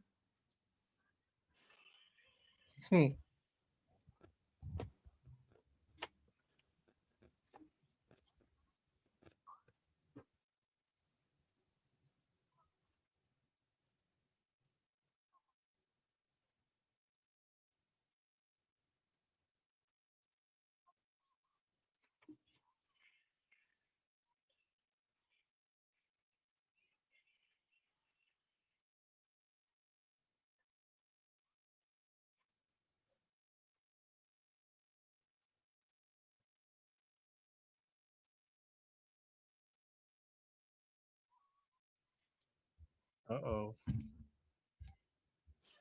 Push the button. I think this is one of the most interesting conversations in this show I've seen ever.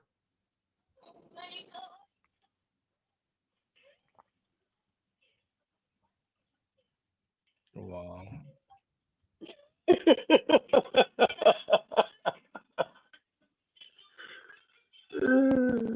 I knew that was coming. Why? That is finna get good. Oh, it gets even weird. Okay. It gets even weird, Deon. That Deon, was cute. look with your therapist glasses. That was cute. I ain't mad at it. I love how you say, "Look with your therapist glasses."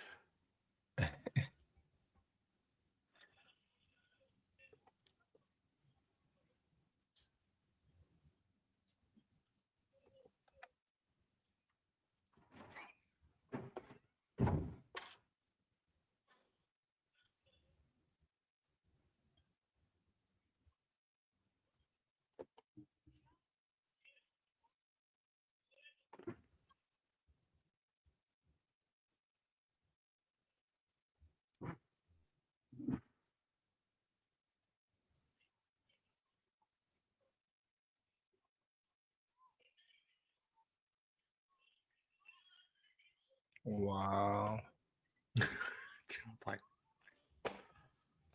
I'm gonna need you and your inner child to have a very good conversation, bro.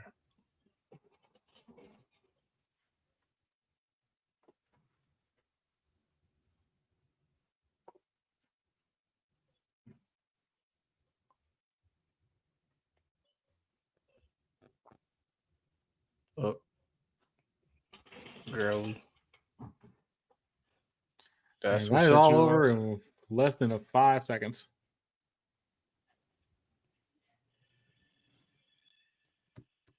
That's what set you off.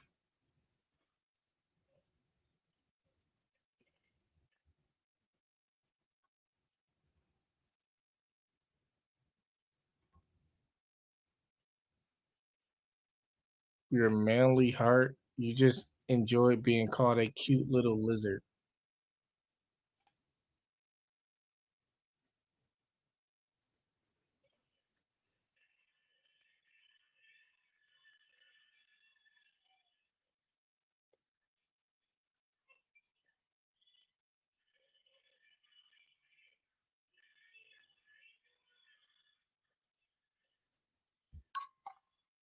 No, he probably the sore spot.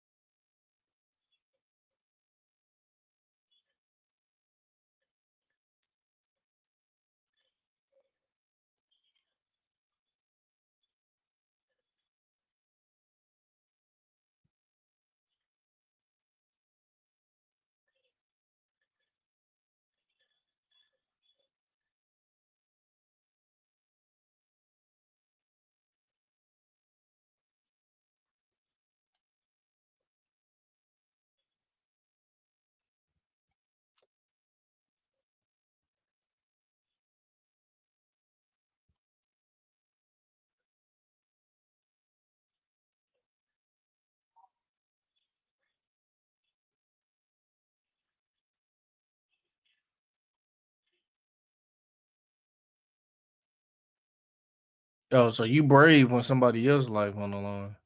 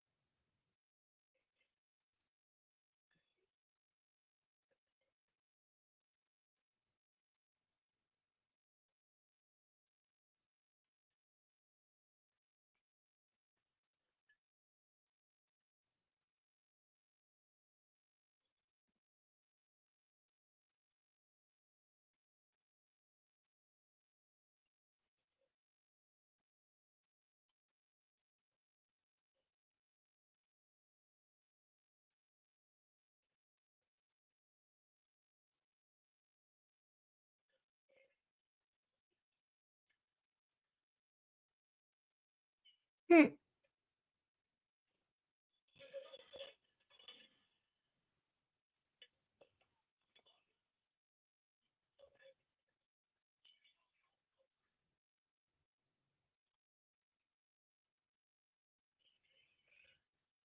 So Is are your we head really spinning, Deon, pushing yet? agenda in this show?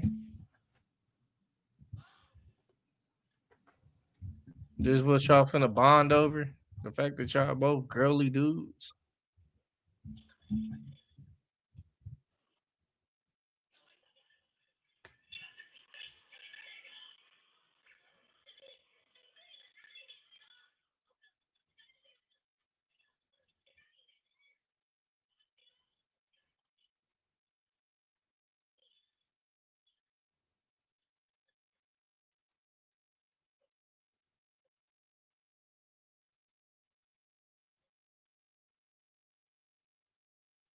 Really?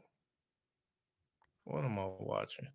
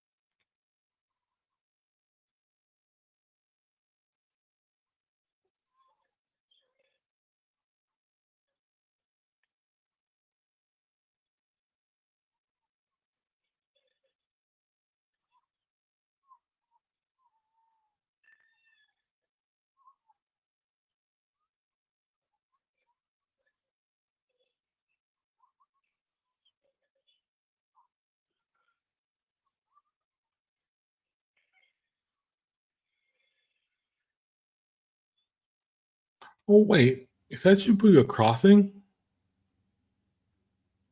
Probably. looks like it. I don't That know looks where like it because all is. the crosswalks were going to like that. Mm. I thought Shibuya Crossing didn't have a big old bridge over it like that though. It doesn't, but I'm wondering if they moved to a bridge that was further out. Or maybe just a different angle. Mm-hmm.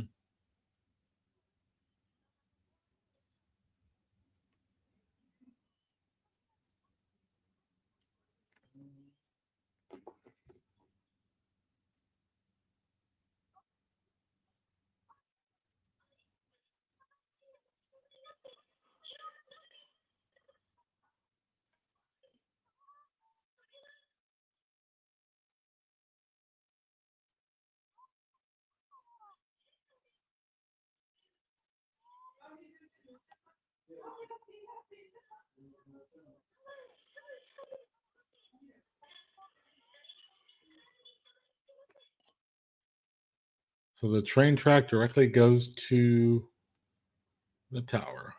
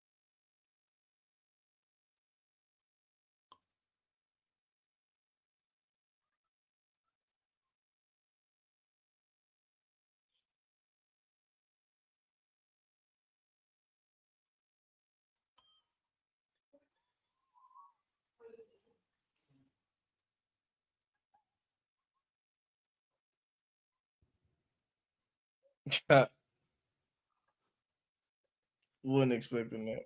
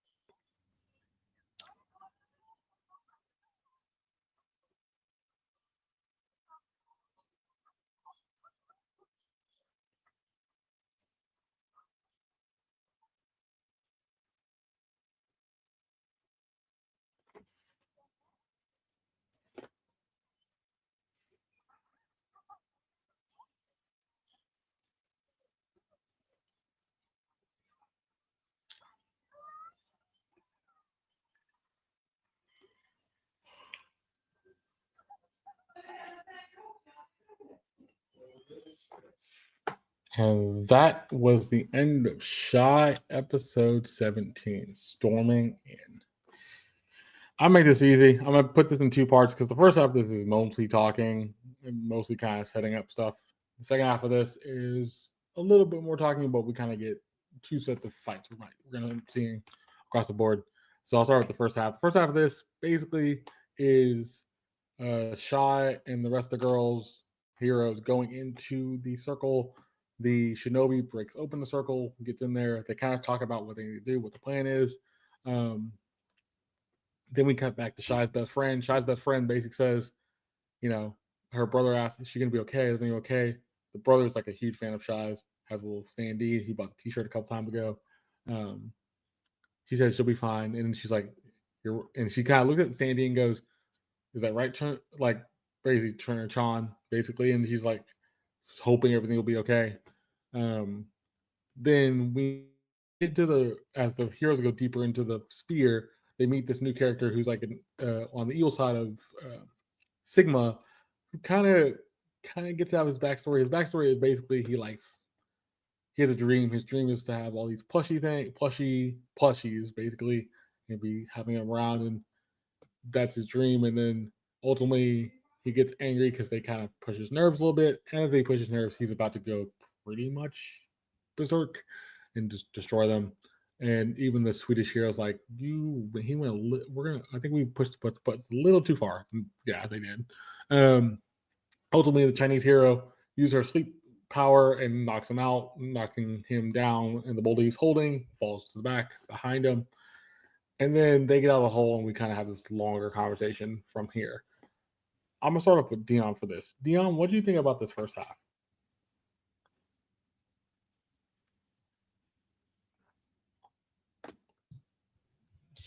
Honestly, Chris kind of set me up, and then I felt a little disappointed. Mm-hmm. But I mean, it had some cute moments, I guess. It was like overall, we've already been set up for the big fight. Now we got to set up again for a big fight, and then it's like keep teasing you little setups, and it's like, all right, what are we doing here? It's a little redundant.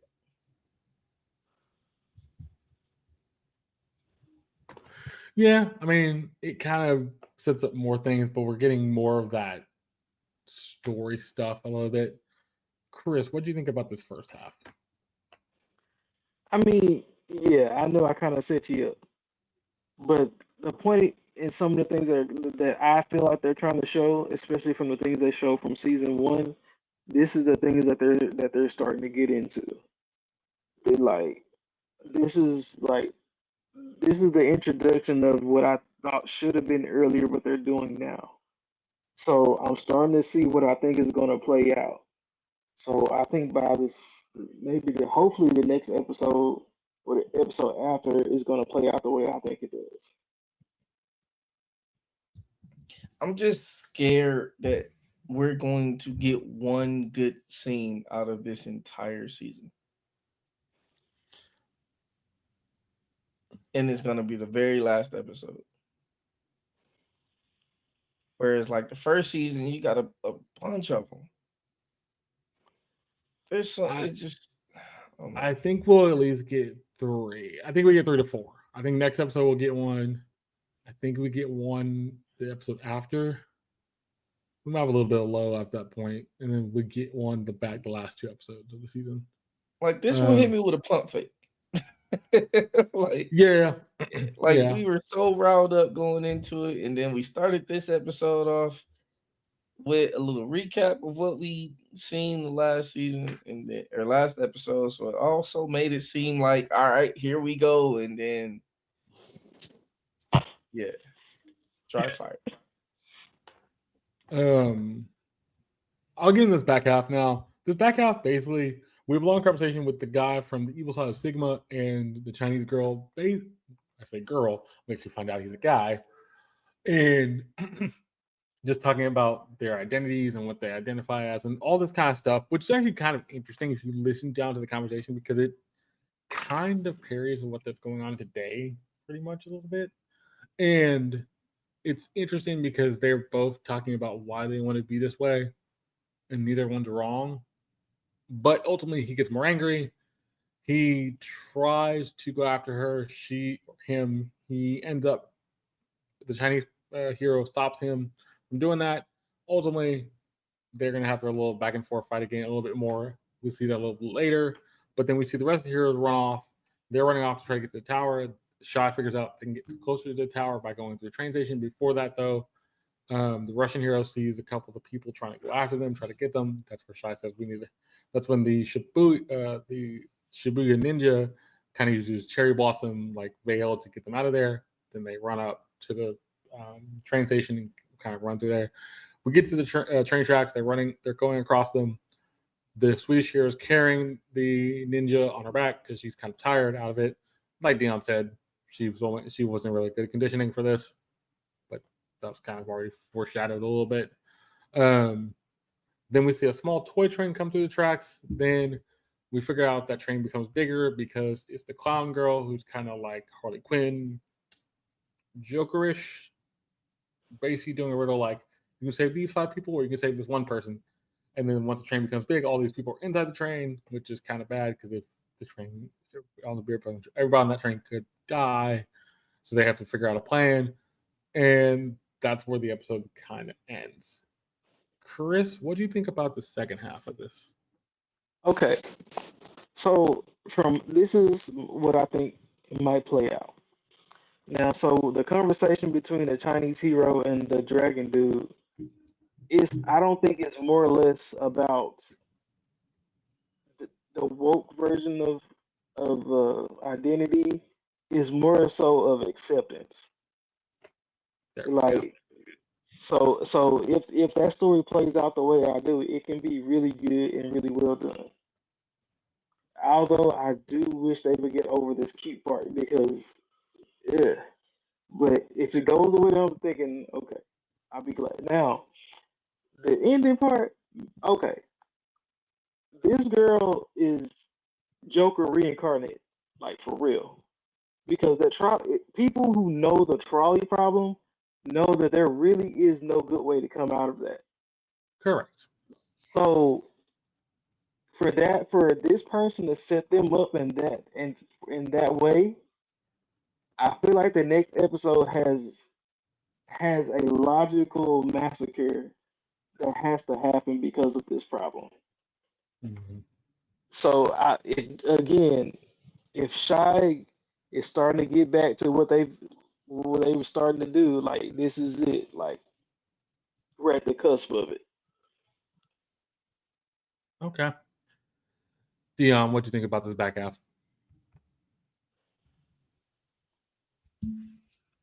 I have no words. Okay. I'm going to keep my personal agenda out of this. Oh, wait, that's what animes don't do. Like, why are we pushing agenda, man? Oh my god. It is kind of weird they're talking about acceptance. I agree with Chris, it's more acceptance than anything else, but it's also kind of funny when it's between two characters that we haven't gotten much about, and it's between the hero character we got a lot about, the villain character we Cares? don't got much of. Yeah. I'm not watching anime for.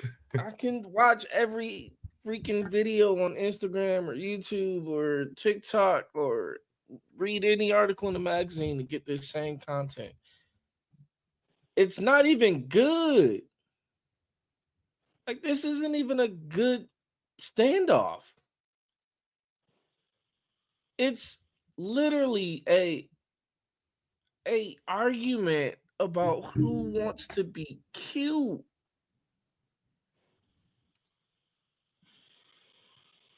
Um yeah. And the Harley Quinn chick, this and yeah, I know I just called her a chick after saying I don't want to push her gender, right? Um, but the Harley Quinn person setting them up like this is going to be the highlight of this show for me. Let's see how y'all get this out. Because there, like Chris said, there's no win in this situation, or it shouldn't be. But let's see how these writers stretch the abilities of these four heroes. There's actually three of them, and it was two and a half heroes. Mm-hmm. One and a half hero. Yep. Okay. Yep. Like we literally have one hero, a shy person, a doctor, and dead weight Oh. with a sword. Uh, How all are right. you supposed to save this Yeah. situation? Let's Fair. see how this goes. So I'm gonna ask you both this. I'm gonna start with Dion. Dion, what would you give Don't start episode with me. 17 of Shy for a rating?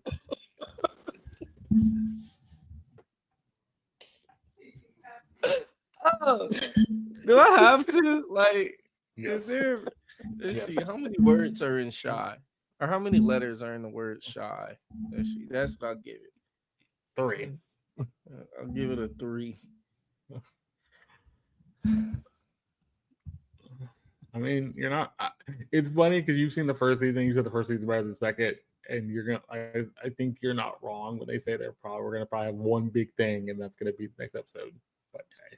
And I get that they have like this kind of tie into real world thing going on with Shy, like they did in the first season. I guess this would be part of what they have going on with the second season. I'm not gonna even say it's as big as that, but can we make this argument about something?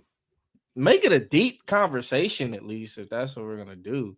I know. Like, and then in the beginning, we literally just retraced our steps and then ended up Back where we were. right back at the beginning. Like, what? And shy, baby, please stop being confident with other people's lives, and you ain't gonna be confident with your own. Don't do that. Don't do that. Oh, he doesn't like the fight, but he's volunteering to stay back. Well, why you letting him then, leader?